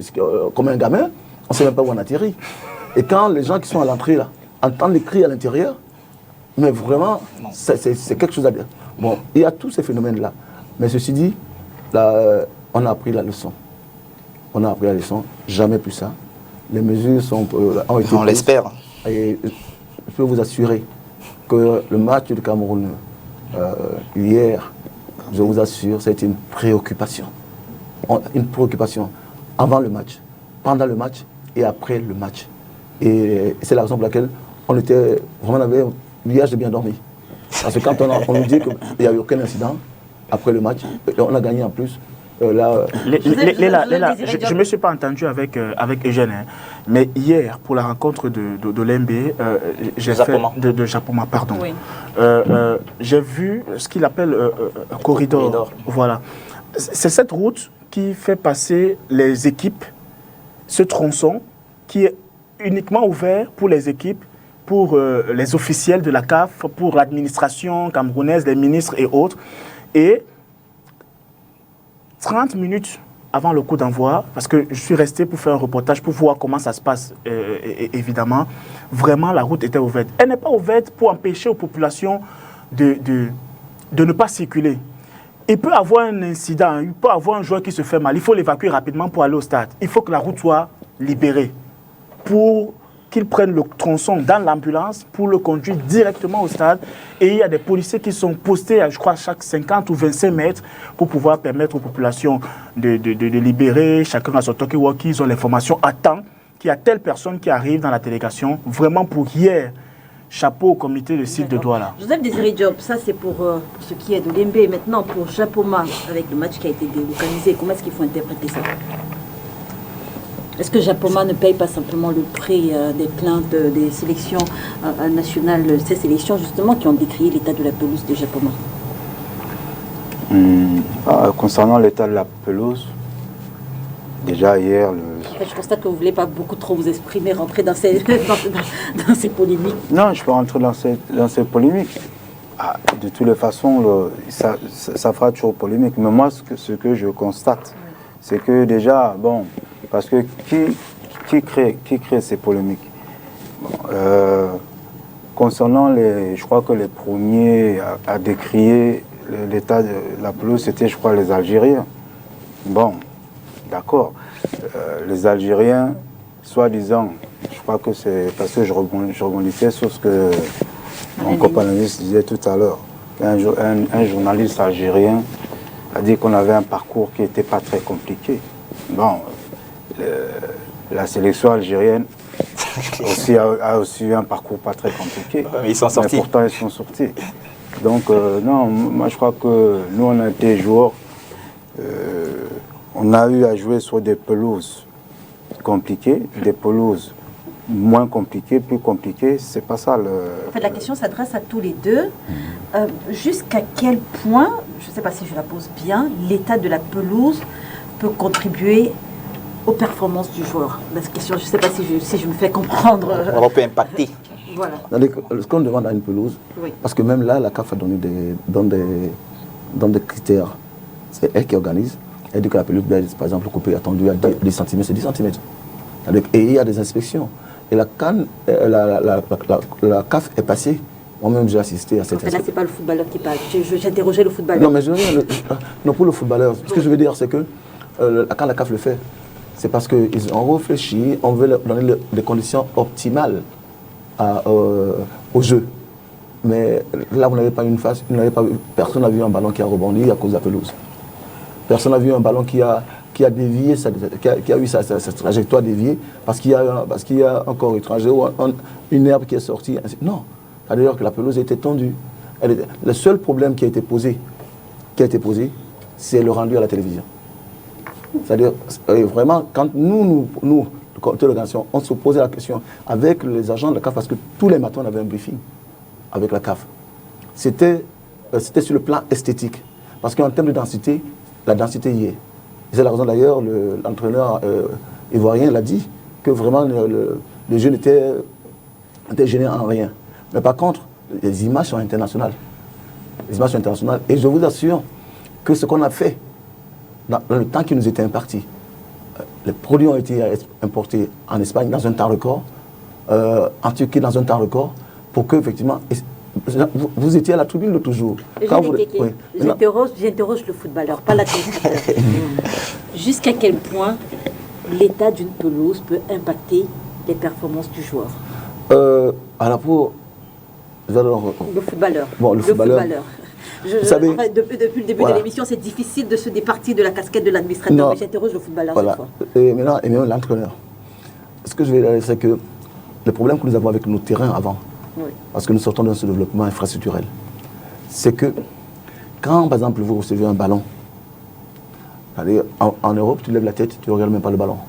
Parce que le ballon, là, sa limite continue, parce qu'il n'y a aucun corps étranger qui va faire, je dirais, qui va le dévier. Parce qu'il y a des rebonds, il y a la boue, ainsi de suite. Mais quand un terrain est plat, c'est-à-dire que la pelouse est bien tendue à la main, il n'y a rien. Tu veux, je prends un exemple, pendant que tu veux tirer le ballon, tu l'as laissé là, mais il y a une herbe qui dévie sa direction, tu dois t'adapter. Donc tu as d'autres problèmes à résoudre. Alors que justement sur une pelouse qui est bien tendue, qui est vraiment dans les normes, vous n'avez pas, C'est la raison pour laquelle, par exemple, là-bas, la prise d'information, elle est bien faite. On n'a pas besoin de regarder le ballon, le contrôle, on sait qu'il n'y a aucun corps étranger qui va influencer le ballon, etc. Et là, toutes les conditions sont... Seul le talent s'exprime à ce moment-là. Joseph Désiré Diop, sur la même question. Je suis de son avis. Ce que moi je constate, c'est que c'est les perdants qui se plaignent toujours de l'état de la pelouse. Vous n'allez jamais entendre les gagnants. Les Ivoiriens jouaient, et ils n'avaient pas de problème de pelouse. Ils souhaitaient même rester à Douala. Les Lions, ils ont joué hier. Ils n'ont pas de problème de pelouse. Enfin, même les Égyptiens, ils ont joué dernièrement aussi contre la Côte d'Ivoire. Je n'ai pas entendu qu'ils avaient des problèmes de pelouse. Ce que je constate, c'est que c'est ceux qui perdent qui ont toujours les problèmes de pelouse. Je ne dis pas que la pelouse de Japoma, c'est Wembley ou je ne sais pas quel stade. On est en Afrique. On a joué des Coupes d'Afrique. La pelouse était ce qu'elle était. C'était des bonnes pelouses. D'autres étaient moins bonnes, mais ça n'a jamais été la raison principale pour en faire une polémique. Pourquoi ce serait le cas ici au Cameroun? Comité d'organisation, comment est-ce que vous avez pris justement la décision de la CAF de délocaliser cette demi-finale de Japoma? Parce que, effectivement, elle est parfois difficile à comprendre, mais les décisions, ce sont les leurs. Et il y a aussi une co-responsabilité. Je prends un exemple parce que l'information que nous avons eue, Japoma n'a pas été délocalisé à cause de la pelouse. Japoma a été délocalisé pourquoi? À cause du léger envahissement qu'il y a eu lors du match Algérie-Côte d'Ivoire. Et là, il faudrait qu'on s'explique. Parce que, comme je l'ai rappelé tout à l'heure, c'est la CAF qui définit les règles. La CAF qui définit les règles. Et même les règles de sécurité. C'est-à-dire qu'à un moment donné, la CAF dit on ne veut pas la présence des forces de maintien de l'ordre au stade, sur le terrain. Ce qui fait que y a des stadiers, il y a les volontaires. Et nous savons bien que nous, les Camerounais, dès que le policier enlève son habit de policier, il est en survêtement, on n'a plus la même peur. On n'a plus la même peur. Si on avait mis les policiers, peut-être qu'il n'y a pas eu cet envahissement. Et cet envahissement, disons-le, il n'a pas duré. C'est une affaire de 5 minutes, ça a été réglé. Et en plus, le deuxième match s'est joué à l'heure prévue et sans violence. Et tous les jours, nous voyons les gens envahir le terrain en Europe. Quelqu'un qui court, on l'attrape, on le sort. Donc l'incident a été maîtrisé et les mesures ont été prises. On a rappelé à la CAF justement. Et la CAF, c'est ce qu'elle a dit. Elle a évolué dans sa position. Elle a dit non, nous ne sommes pas contre la présence des forces militaires. Juste la parenthèse pour vous dire que les journalistes s'impatientent. Non. Ils ont hâte de prendre la parole après vous. Et maintenant, ils nous ont autorisé cela. Et c'est la seule chose qu'ils ont dit, c'est qu'on ne veut pas les armes à feu sur le terrain parce que c'est du sport. Mais sinon, aujourd'hui, c'est clarifié. Dorénavant, nous prendrons nos responsabilités. Les forces de l'ordre seront là pour dissuader. Mais on ne vient pas pour le voir. C'est chaque gouvernement qui connaît c'est chaque gouvernement qui connaît ses citoyens. Bon, ça me fait un peu rire parce que la position de la CAF, oui, elle a voulu rester sur ses standards dans l'organisation de sa CAN, comme ça se fait partout ailleurs. Sauf que c'est chaque gouvernement qui sait comment il gère ses populations. Nous, on est habitués au match des Lions. Enfin, je dis on est habitués parce que c'est ce qui se fait souvent dans les tribunes. Parmi les spectateurs, vous voyez des militaires assis. Vous voyez des gens, on a écrit BIR. Ils sont assis et presque jamais au stade Amadou Ahidjo, on a eu des gens qui ont sauté les grilles, sont allés au stade. Peut-être que ceux qui organisent là-bas savent que le simple fait de les avoir là, c'est dissuasif. Et j'ai vu des gens être très rangés. Bien sûr, quand il y a des buts, il y a l'euphorie, il y a la joie. J'ai vu des gens arrêter les militaires pour les secouer, enfin, dans l'émotion, dans l'expression de joie. Mais il n'y a pas eu de débordement. La CAF aurait dû écouter, à un moment donné, le comité local d'organisation. Parce que le comité touche du doigt la réalité du Cameroun. On comprend bien psychologiquement comment les gens pensent, comment ils font. Il y a un autre aspect au stade de Japoma. Juste avant le tartan pour la piste d'athlétisme, lorsque vous descendez dans les tribunes, vous vous rapprochez un peu pour aller vers le stade, il y a des grilles qui ont été baissées.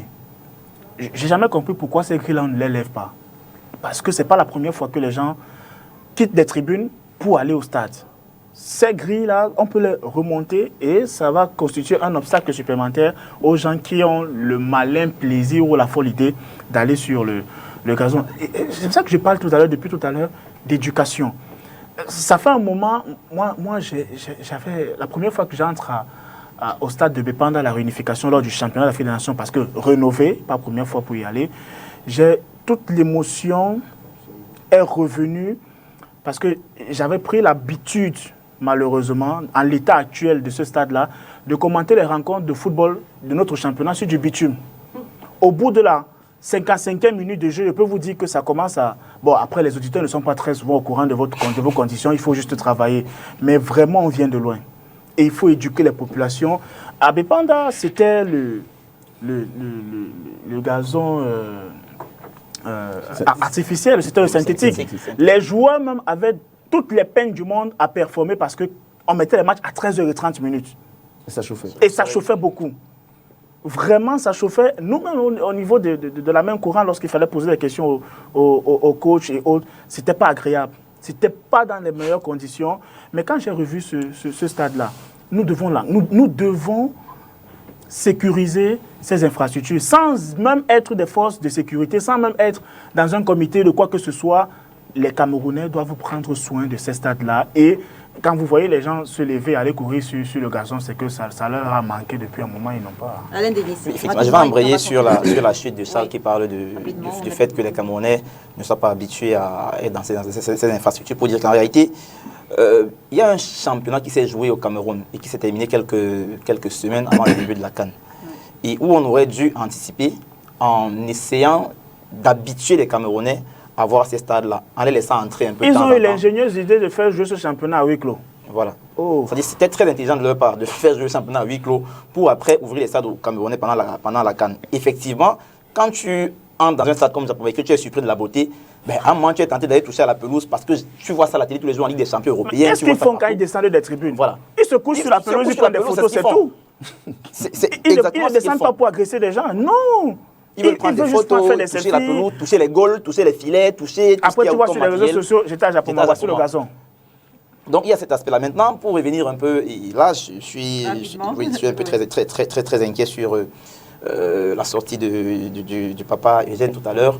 Parce qu'il y a... Ça sortit en tant que footballeur ou bien... Oui, en tant que footballeur, enfin les deux. En fait, il y a cette tendance en Afrique, dans la communication, à se moquer un peu du grand public. C'est-à-dire quand des gens prennent des positions d'un point de vue un peu administratif, ils ont toujours tendance à donner l'impression que ceux qui écoutent, c'est une sorte de pâte à modeler qu'on va enfariner n'importe comment. Alors, quand on dit aujourd'hui que Japon a été suspendu, entre guillemets, pour des raisons liées à la sécurité et autres, mais moi j'ai juste envie de me poser une question. Pourquoi on a donc laissé que les Lions jouent à Japon? C'est-à-dire si c'est la sécurité, et on sait que le match qui peut drainer le plus de monde à Japon, c'est le match des Lions, la question est simple, répondant à cette question d'ensemble. Pourquoi on a laissé jouer le match des Lions à Japon et suspendu les demi-finales? La raison est simple. En fait, ce qu'on ne nous dit pas, c'est que c'est un fait. Et je crois que celui qui l'a encore reconnu hier, c'est Katouki Kambi en conférence de presse, quand il venait dire quelques mois après son avoir reçu le trophée de l'homme du match, qui disait que oui, la pelouse... Il aime les conférences. Non, parce que j'y étais, oui. Il a dit, oui, c'est vrai que la pelouse n'était pas... Enfin, je ne vais pas donner la suite, mais c'était pour dire clairement qu'en réalité, la pelouse... La polémique a lieu d'être. Voilà, elle a lieu d'être. Et moi, j'ai eu la chance d'avoir fait 4 de tous les sites qui accueillent cette CAN. J'étais à Garoua, j'étais à Bafoussam, j'ai passé près de 2 semaines. J'étais à Yaoundé et à Douala. Mais il est clair, et ça on a commencé à lui décrire depuis le CHAN, que la pelouse de Japon a un problème. Elle a de sérieux problèmes, ça il faut le dire. C'est vrai qu'elle n'a pas tellement d'impact sur le jeu, parce que hier sur le match qu'on a vu, sincèrement dire qu'elle a dérangé le jeu serait malhonnête. Mais il est clair que d'après les standards internationaux qu'on connaît sur les pelouses, cette pelouse n'est pas très bonne. On aurait dû la changer depuis le CHAN. C'est la moins bonne des 4 C'est la pire en fait. Moins bonne, c'est un peu euphémiste. C'est la pire des pelouses au Cameroun aujourd'hui. Moins bonne, ça dit la qualité de Garoua et de Yaoundé. En fait, la solution en quelque sorte. Parce que ça ne dépend pas seulement pour la pelouse, il y a le soleil, la luminosité, etc. Et pour avoir... On parle de Garoua. Voilà, moi je parle de Japoma. Non, je veux dire que quand vous dites soleil, on parle de Garoua. Garoua, c'est la meilleure d'abord, il faut le dire. Garoua, Bafoussam et le reste. Et la façon dont la lumière. Bon, allons pas dans ces détails-là. En quelque sorte, pour ce problème-là, il faudrait aller dans ce qu'on appelle l'hybride. C'est-à-dire qu'un mélange de synthétique et de naturel. Voilà. Je pense que si on va dans ce sens, quelles que soient les conditions, on pourra avoir quelque chose de correct. D'accord. Alors, pour sortir rapidement de ce premier sujet, il y a la façon dont les médias internationaux traitent cette Coupe d'Afrique des Nations. Certains ont laissé entendre que le Cameroun subissait un bashing de la part des médias internationaux. Comité d'organisation avant Joseph Désiré Diop, comment est-ce que vous appréciez le traitement de toutes les actualités autour de cette CAN par les médias internationaux? Il y a même des médias parfois qui se sont excusés. Parce qu'il y a même un média qui montrait comment on maltraitait les... Je ne sais pas quelle délégation. Et Comoriens. Et là, on est parfois en manque d'objectivité. Parce que, vous savez, par exemple, pour les tests Covid, la CAF, justement, pour qu'on ne dise plus que les Camerounais manipulent ces tests, etc., il y a un organe, je dirais, indépendant.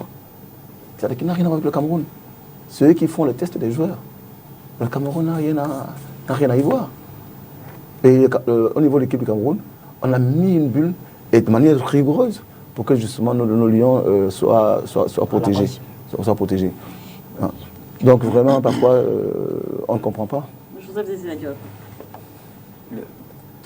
Les médias, moi je respecte beaucoup les médias, mais les médias internationaux, moi je constate que avant même le début de la compétition, c'est-à-dire que avant même que la CAN démarre, il y avait toujours des polémiques.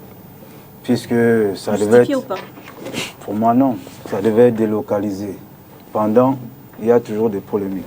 Après, il y aura toujours des polémiques. Donc, si c'est une histoire de polémique, il y en aura toujours.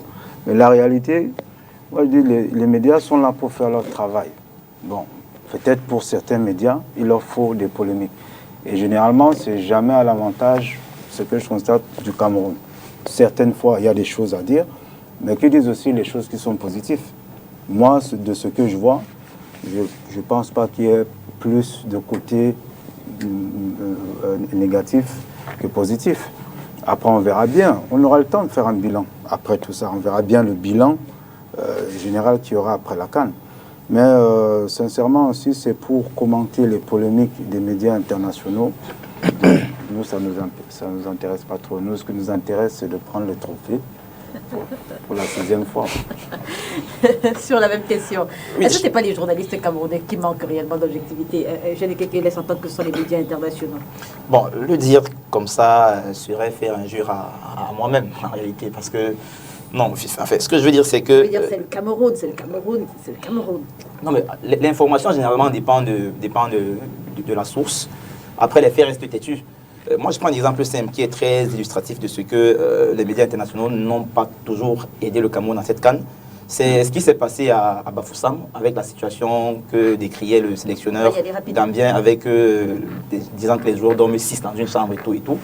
Alors, il y a un média international, pour ne pas le citer, Radio France, qui a dit des choses simplement terribles par rapport à cette situation-là. Alors que moi, le même jour, j'étais à Bangou, je suis parti à l'hôtel, j'ai rencontré le directeur de l'hôtel, j'étais avec le gouverneur, avec le préfet, toutes les autorités de la ville, avec qui on était ensemble à l'hôtel La Vallée de Bana. Et là, le président de la fédération gambienne, s'est excusé devant tout le monde, disant que vraiment son sélectionneur, il ne sait pas ce qui lui est arrivé. Mais le même soir, quand tu vois l'article,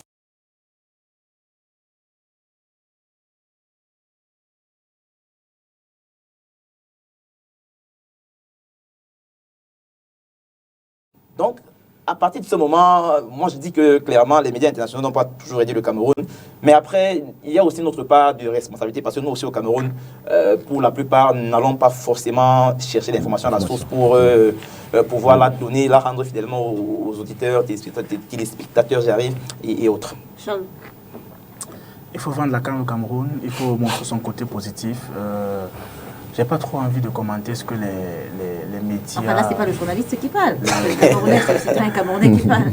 Bon, ça dépend de ce quel casquette vous m'avez posé la question. En tant que journaliste, je pense que aujourd'hui, il y a un travail qu'il faut faire au niveau de la presse locale. Parce que c'est la première presse qui est au front lorsqu'il faut vendre l'image du Cameroun. C'est sa canne aussi à elle. Ce n'est pas pour rien si la Confédération africaine de football a accrédité plus de journalistes camerounais que tout autre pays. Il ne faut pas oublier ce fait-là. Maintenant, que les médias camerounais prennent en compte ce qui se dit à l'international alors qu'ils ont la possibilité d'appeler un confrère ou de descendre eux-mêmes sur le terrain, c'est ce qui est un peu désolant. Et en plus, ce qui est grave, vous savez, quand la CAF organise son événement, la CAF définit même le niveau de confort. Quand une délégation arrive, le nombre de voitures qu'il faut, pas seulement pour transporter les joueurs, même leurs dirigeants, le confort qu'il faut dans l'hôtel. L'hôtel est d'abord validé par la CAF. Et on vous dit combien l'occupation des chambres, le niveau de confort qu'il faut. Et si jamais ce niveau de confort que les équipes ils sont au courant, il vous manque quelque chose, vous dites à la CAF, c'est la CAF qui nous rappelle, non, changez-nous cela parce que ces joueurs n'ont pas tel niveau de confort. Vraiment, tout est défini. Et on ne peut pas se... Et vraiment, je vous assure que le niveau de confort qui est offert aux acteurs et aux délégations officielles, le niveau est très élevé. Merci, monsieur le comité d'organisation. Alors, le top et le flop de la CAN jusqu'ici. Rapidement, on sort... Moi, je crois que le flop, c'est l'incident d'Olembe. Parce que quand ils ont perdu leur vie, évidemment, cela suppose qu'il y a un problème. Maintenant, le top jusqu'ici, vous savez, la réussite d'une CAN est très tributaire de la performance des Lions, une CAN au Cameroun. Quand les Lions du pays organisateur. Voilà, du pays organisateur. Quand ils gagnent, ça veut dire que la CAN est bonne. Et donc, pour ma part, la CAN est sucrée parce que les Lions gagnent. Je vais rester sur le flop avec ce décès. À un moment donné, j'ai eu tellement mal. J'ai cru que ma CAN était terminée parce que personne ne mérite de trouver la mort quand il part à une fête. Surtout quand tu pars à une grande fête comme celle du football. Pour le top, je pense que le parcours des Lions en dit long, mais je félicite également tous ceux qui font partie des comités d'organisation. La cérémonie d'ouverture a donné le ton. Pour moi, ça a été le top. Eugène Ekeke. C'est vrai que cet incident nous marquera quand on parlera de cette CAN. On racontera tout ce qui a été bien, mais on en parlera également. Mais pour moi, vraiment, c'est... on disait qu'on devait donner une certaine image du peuple camerounais. Et je pense que les gens partent avec une bonne idée du peuple camerounais. Les stades, par exemple, quand je quittais Japoma, comment les stades vibraient. Les Algériens, à un moment donné, ils ont été supportés, ils ont été soutenus contre la Côte d'Ivoire. Les Camerounais les ont portés. Et à un moment donné, si on pensait que les Camerounais étaient racistes, ils supportent uniquement l'Afrique noire. Oui, mais les Camerounais ont supporté les Égyptiens pour une raison particulière. Non, mais ce qui s'est passé... Après la guerre avec les Ivoiriens sur les mais réseaux ce qui s'est passé, sociaux. c'est quand même, ils ont été supportés. Oui, ils ont rendu l'appareil, on a vu les images également du match hier. Oui, donc autrement dit, le stade a vibré. Et on n'avait pas fait seulement ça pour nous inviter. On avait fait ça également pour le peuple camerounais. Et quand les gens ne venaient pas au stade, c'est comme s'ils boudaient. Maintenant, cette fois, ils sont venus. Ils ont rempli le stade et ils rentrent avec des souvenirs. C'était une belle fête. Joseph Désiré Diop. Comme tout le monde, le flop, ça va être le drame, puisqu'il y a eu des morts. Et le top, je dirais que c'est les infrastructures qu'on a aujourd'hui, l'organisation et le parcours des Lions en Ontario, puisque je considère qu'être déjà dans le dernier carré, c'est déjà une CAN réussie. Alors, tous les deux, si vous deviez composer une équipe type, vraiment en 30 secondes chacun, si vous deviez composer une équipe type, quels seraient vos incontournables au footballeur? Alors, au footballeur, malheureusement, je ne veux pas... Vous savez pourquoi? Pour deux choses. D'abord, les éléments limitants ou qui ont été nocifs avant, c'était les polémiques entre les joueurs, on n'en entend pas parler. On n'entend pas parler de Guéo, etc. Le deuxième élément extra-sportif, c'est le problème des primes. On n'en entend pas parler. À partir du moment que ces paramètres sont maîtrisés, et chapeau à aussi bien l'entraîneur qui a su créer une vie sociale, qui a su vraiment gérer ça, et bravo également aussi aux dirigeants qui ont su anticiper sur le problème des primes et qui les gèrent de manière à ce que l'équipe puisse évoluer de manière sereine. Équipe type avec les 24 nations, pas uniquement le Cameroun. Bon. 11 entrants, quels seraient les incontournables? Pour- Peut-être 3 ou 4 noms. Non, c'est-à-dire que par exemple là, ceux qui sont sortis, Même avec ceux qui sont sortis, oui, les mais 24 nations. je pense que quand même, il y a des gens qui nous manquent. Quand par exemple, là, on voit ça là, en lui-même, c'est un honneur de l'avoir sur nos stades. Quand on voit Mahrez, malheureusement il est parti, c'est pour ça que quand la jury est sortie, ça m'a fait mal également. Parce que sur le terrain, ce sont des artistes qui donnent du plaisir au public. Aujourd'hui, on voit par exemple un Maroc qui fournit très très bon jeu, un jeu de qualité. Il y a la vie, et c'est ça qui nous donne de l'émotion. Et pour moi, je ne parle pas, je laisse, je n'ai pas envie d'influencer les entraîneurs. Je le laisse, on fait confiance. Et je pense que là, ça sera. Et maintenant, là, en plus, comme des matchs, un but on sort. Et maintenant, les petits Oui. vont laisser maintenant la fête aux grands. Vous allez dire, quels seraient les incontournables? Moi, je pense que l'équipe du Maroc. Je veux dire les joueurs. Ouais, 11 entrants, quels seraient les joueurs J'ai pas de 11 entrants, mais je veux dire que dans l'équipe du Maroc, il y a quand même des éléments qui ressortent du lot, comme Hakimi par exemple, parce qu'il ressort vraiment du lot. Toute son équipe, mais lui ressort quand même vraiment du lot. Le Cameroun, je dirais c'est 2 attaquants. Nous qui sommes des attaquants, je crois que ça nous fait vraiment plaisir parce qu'ils sont à 11 buts tous les deux. Sans confiance. C'est eux qui ont marqué tous les buts du Cameroun. Donc les deux ressortent automatiquement du lot. Après, ils font le travail jusqu'à présent. On espère qu'ils vont continuer. Bon, après, c'est vrai que j'ai l'équipe de l'Égypte. Je dirais aussi Mohamed Salah parce qu'il est dans un contexte où on l'attend. Mais c'est vrai qu'il répond quand même aussi pour son pays jusqu'à présent, puisqu'ils sont encore en course. Et il est quand même décisif.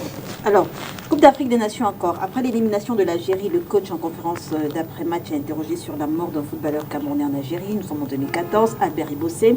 Après une seconde autopsie réalisée au Cameroun, la presse penche vers la thèse du racisme dont aurait été victime le joueur de regretter mémoire. Revenons tout d'abord sur cette conférence de presse avec la question qui a été posée au sélectionneur algérien et on se retrouve juste ici après. Vous parlez de l'irrationnel. Alors, ça veut dire que vous-même vous peinez à trouver des explications pour cette élimination. Alors, nous, on va aller tout droit. Est-ce que ce n'est pas l'esprit d'Albert Ibossé qui a hanté les Fennecs pendant toute cette CAN? C'est la conférence de presse après match Algérie-Côte d'Ivoire. Juste un petit rappel, s'il vous plaît.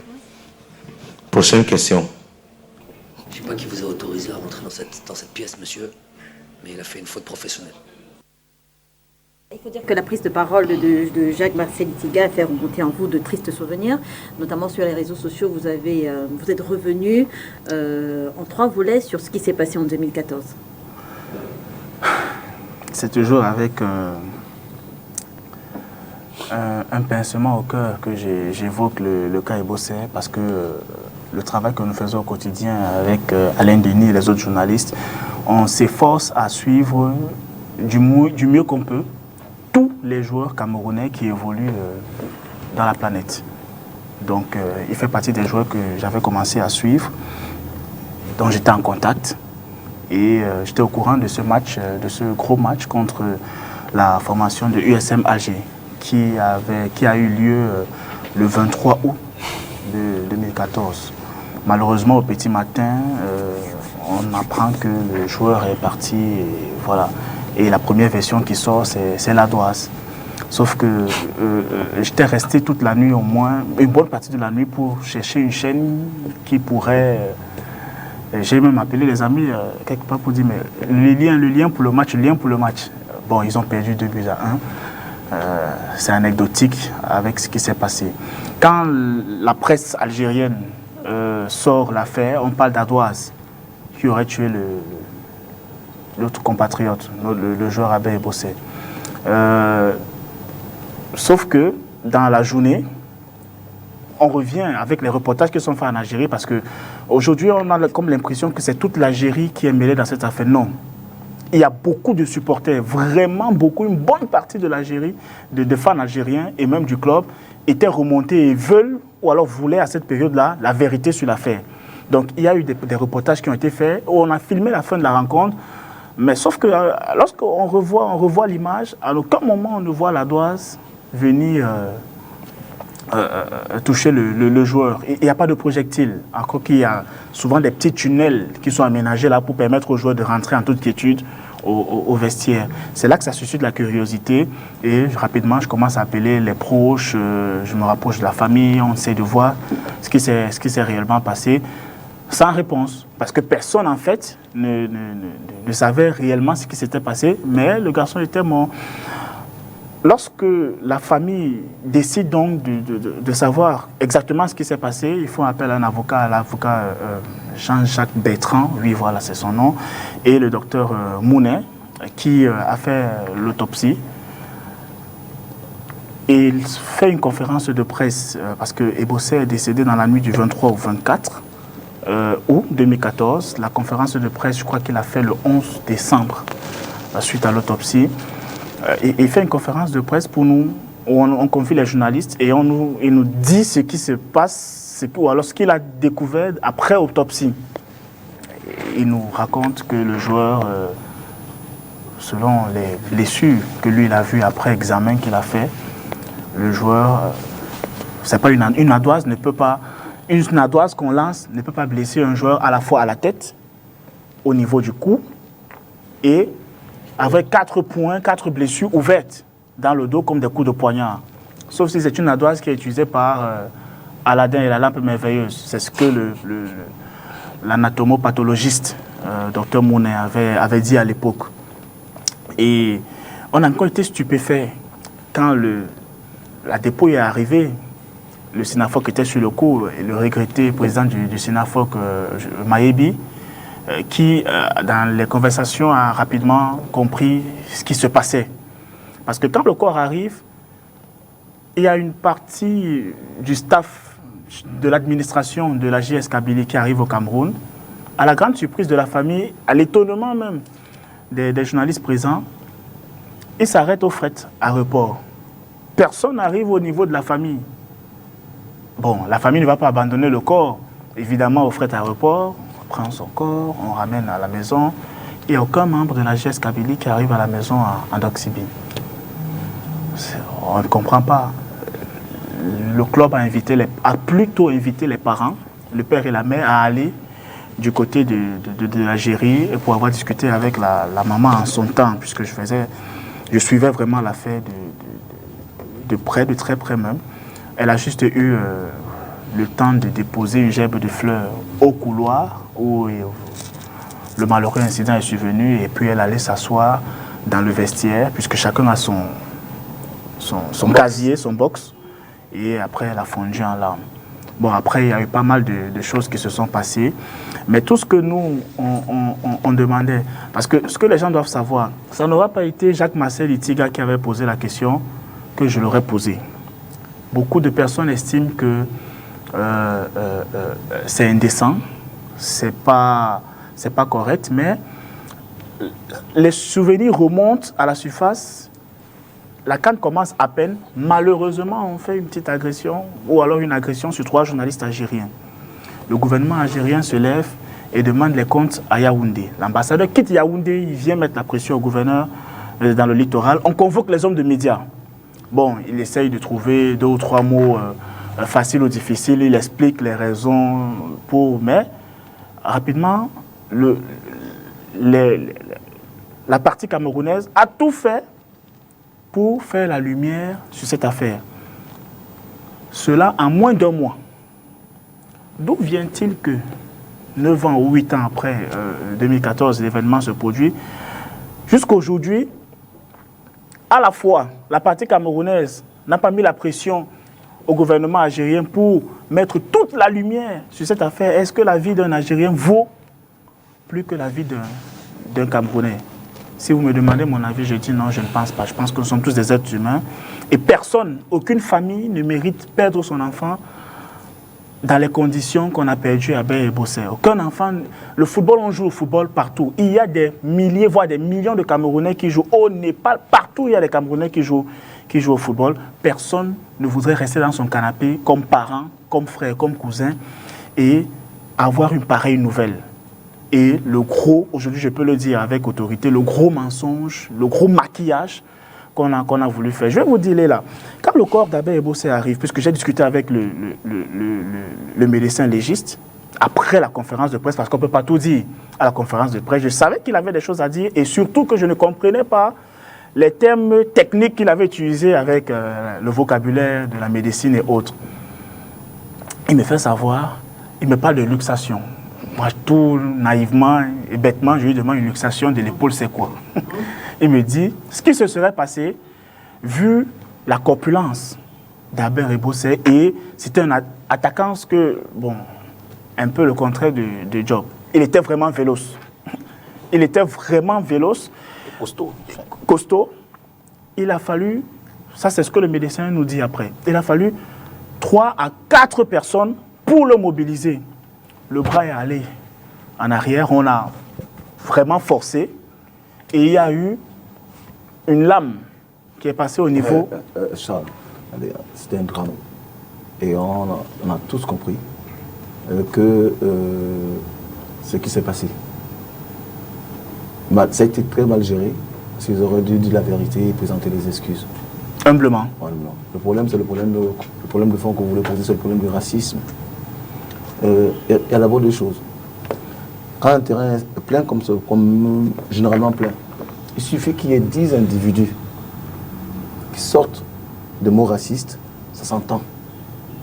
Ça s'entend 10 individus sur un stade plein. Et malheureusement, comme disait Benatapi, il y a toujours, même dans une famille, partout, il y a toujours 1 ou 2 connards qui peuvent exprimer ce genre de choses. Ce qui est sûr, c'est que le monde du sport est contre le racisme. Et quand on touche à quelqu'un de cause de la couleur de sa peau, de cause de sa religion, etc., souvent le monde du sport se lève comme un seul homme. Est-ce que vous avez été victime, vous, tout au long de votre carrière? Oui. Ça dit malheureusement, vous arrivez sur un stade, parfois Jean mime le singe, etc. Certains, mais ne confondons pas. Vous avez vécu ça? Oui, mais le problème qui se pose, c'est que, regardez, ce que je n'aime pas, c'est la généralisation. La généralisation. Souvent, nous-mêmes, nous prenons ces raccourcis. N'allons pas dans une affaire de racisme, même dans le tribalisme. Hein. Il peut arriver des gens qui ont des problèmes ou des a priori. Mais ce n'est pas parce qu'un gars de l'Ouest a dit une connerie que ça doit engager tout l'Ouest. Tout l'Ouest, je suis d'accord. Ce n'est pas parce qu'un gars du littoral ou Sawa a dit une connerie que je dois tirer des conclusions que les Sawa sont racistes ou tribalistes, et ainsi de suite. De la même manière, je vous assure, j'ai passé beaucoup de temps en Europe. Parce que moi, il y a un truc que moi j'ai beaucoup aimé là-bas, c'est touche pas mon pote. C'est-à-dire qu'à un moment donné, les gamins, le français se lève à dire touche pas mon pote. J'ai vu aussi des situations où un de ces genres de personnes était en train de vouloir m'agresser. C'est un Français qui s'est levé et qui m'a défendu. Donc je me fais plus me rappeler généralement le racisme, malheureusement on ne peut pas, parce que tout le monde n'a pas le même niveau et de culture et de moralité, ainsi de suite. Mais ces gens sont minoritaires, ils sont minoritaires, et sachons-le, et ne nous attendons pas sur ces gens, ne les faisons pas de la publicité, disons tout simplement que ces sentiments, ces discriminations, que ce soit du fait de la race, du fait de la tribu, du fait de la couleur de la peau, c'est inacceptable. C'est ce qu'il y a de plus bas. Et le monde du sport condamne cela. Et vraiment à l'unanimité. Ce qui s'est passé en Algérie, c'était une honte aussi pour toute l'Algérie. C'était vraiment, ils étaient très très mal à l'aise. Ils étaient très très mal à l'aise. Et je dirais même, le monde entier sportif a demandé des comptes à l'Algérie. Le monde entier. Et Bossé était mon joueur, c'est moi qui l'ai formé. C'est mon petit. Ça m'a fait mal. Avec PMUC. PMUC. Oui. Ça m'a fait mal. Et un gamin sort de le match. Comment on peut expliquer ça? Comment une famille peut accepter ça?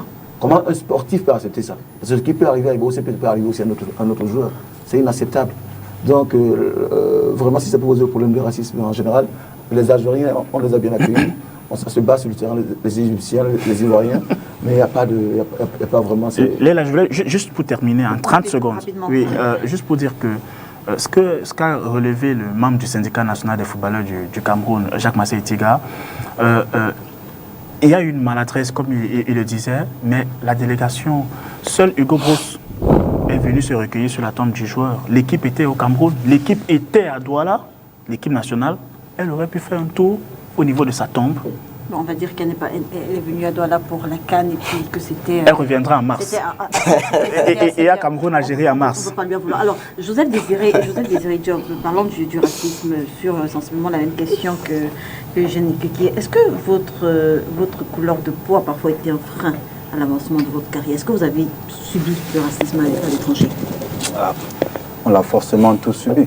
Moi, personnellement, on a eu toutes les personnes de couleur, de toutes les façons, ont eu à le subir à un moment donné.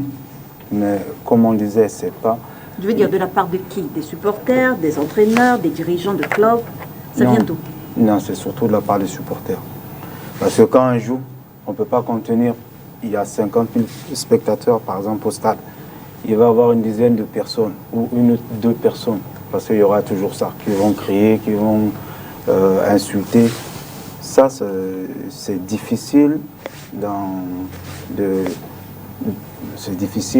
d'enrayer ça. Il y aura toujours ça. C'est pour ça que combattre le racisme dans le sport, c'est un bon combat. Mais je ne crois pas que ça peut carrément l'enrayer, finir. Parce qu'il y a toujours des individus qui auront toujours un comportement. Même s'ils sont sanctionnés, il y en aura toujours d'autres qui auront toujours des comportements négatifs. Donc, bon, ça, malheureusement, c'est des réalités. Et je ne dis pas que ce n'est pas un problème. C'est peut-être un problème. Mais de dire qu'on va en finir avec, pour moi, c'est un leurre. Maintenant, pour revenir aux compatriotes qu'on a perdus, footballeurs, en 2014, évidemment, jusqu'à présent, c'est normal. Moi, je comprends la question du journaliste dans le sens qu'il l'a peut-être posé avec émotion. C'est l'émotion qui lui a fait aussi poser cette question. C'est vrai que dans le contexte, bon, je ne suis pas sûr que l'entraîneur algérien soit habilité à répondre à ça, peut-être. Mais lui, il soulève quand même un problème qui est existant et qui ne doit pas rester comme ça, vu les conditions dans cette histoire, dans ce dessin s'est passé. Jusqu'à présent, il y a encore sujet à en parler. Et il doit même encore avoir sujet à en parler. Donc, le fait qu'il lance cette polémique avec émotion, moi, je le comprends. Maintenant, c'était peut-être pas la bonne personne. Le sélectionneur n'était pas la bonne personne.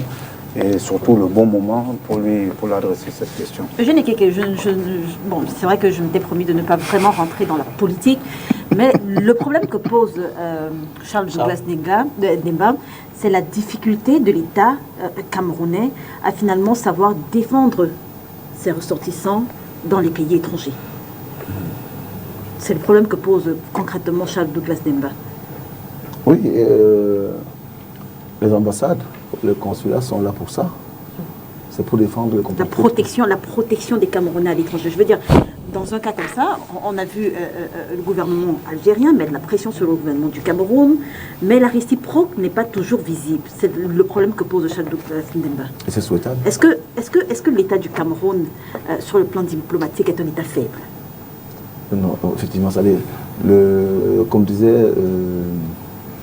c'est le mot, chaque chose en son temps. Chaque chose en son temps. Il y a des moments où on fait d'abord le sujet de divergence. Pour le moment, on est dans la CAN. Et dans la CAN... Je veux dire que ça fait quand même 8 ou 9 ans, en 2014, 2022. N'eût été la question du journaliste, le sujet n'aurait pas été remis sur la table. Oui, c'est-à-dire, comme je le disais, c'est souhaitable, il faut absolument. Quand on touche un Camerounais quelque part, qu'on ait des comptes à rendre. Ça, c'est évident. Mais maintenant, moi, je veux. En ce moment, Hier, il n'y avait ni de MRC, ni de RDPC, ni de tous les Camerounais étaient heureux parce que le Cameroun a gagné. Et pour le moment, on réglera nos comptes après, on fera nos analyses après. On interrogera ce qu'on aurait dû mieux faire après. Maintenant, je veux plus qu'on soit dans cette unité. Parce que vous savez, nous traversons un moment difficile aussi. Hein. C'est pas parce que le CAN se déroule qu'on oublie ce qui se passe dans notre pays.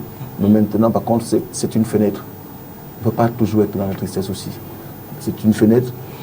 Et quand elle va faire, soyons d'abord unis, passons d'abord ces moments, accueillons l'Afrique, donnons la meilleure image de notre peuple, de notre pays, et le reste, on le fera après. Sur la question du racisme dans le sport, rapidement, avant qu'on ne soit coupé. Oui, je ne vais pas revenir sur l'affaire Rebosé, parce que Charles a brillamment exposé les faits. C'est vrai que certaines langues se sont levées pour dire que certainement la famille aurait passé des ententes avec le club, machin et autres. Je crois et je suis persuadé que c'est très faux cela. C'est vrai que Jacques Marcel qui pose la question ce jour-là, le flanc lui est prêté par le sélectionneur algérien qui clairement dit que l'élimination de l'Algérie a une dose d'irrationnel. Ça aussi c'est un fait. Mais pour revenir sur la question du racisme dans le monde, de façon globale du monde du football, il faut dire que moi je pense que si les dirigeants du football avaient envie, vraiment, ça leur tenait à cœur d'éradiquer le racisme, ils l'auraient déjà fait depuis. Vous savez, il y a eu des phénomènes. qu'à parler d'un arsenal juridique. Oui, c'est pas suffisant. Mais qu'est-ce qu'on fait aujourd'hui dans le football? En fait, avant chaque match de football, ce que ces dirigeants du football ont trouvé de mieux à faire, c'est que avant chaque match, les gens se mettent avec un genou au sol, ils lèvent la main pour dire black, machin, mata et tout le reste. Non, mais on a vu d'autres phénomènes plus graves même que le racisme qui ont été éradiqués dans le football. Il y a eu des hooligans qui étaient très dangereux, qui faisaient du trouble dans les stades de football. Il y a eu des phénomènes d'envahissement des stades qui ont été éradiqués de part et d'autre. Parce que à ce moment-là, on a pris des mesures fortes. Est-ce que vous avez entendu un jour qu'on a décidé de regarder un club ou alors une équipe nationale parce que des supporters ont crié, ont lancé des mots racistes? Mais jamais. Donc à un moment, on prend des mesures, c'est pas moi, genre un peu voilà, cosmétiques, pour donner l'impression qu'on est trop solidaire des Noirs. Non, ils ne sont pas solidaires. Ça ne les préoccupe pas trop cette affaire. Si ça les préoccupait, qu'ils auraient déjà trouvé des solutions depuis très longtemps. Merci Alain Denis. Merci cool d'avoir accepté notre invitation ce dimanche. Merci d'avoir Merci à vous, c'était un plaisir. Merci à vous Charles Douglas Demba. Merci à vous Eugène Ekeke d'avoir été là, au comité d'organisation et aux footballeurs. Merci à vous Joseph Désiré d'avoir été là. Mesdames et messieurs, merci de nous avoir suivis. L'émission est rediffusée ce soir lorsqu'il sera 20h30, demain lundi lorsqu'il sera 13h30. On se retrouve dimanche prochain sur les antennes de Spectrum Télévision, si bien sûr Dieu le veut. Bon dimanche.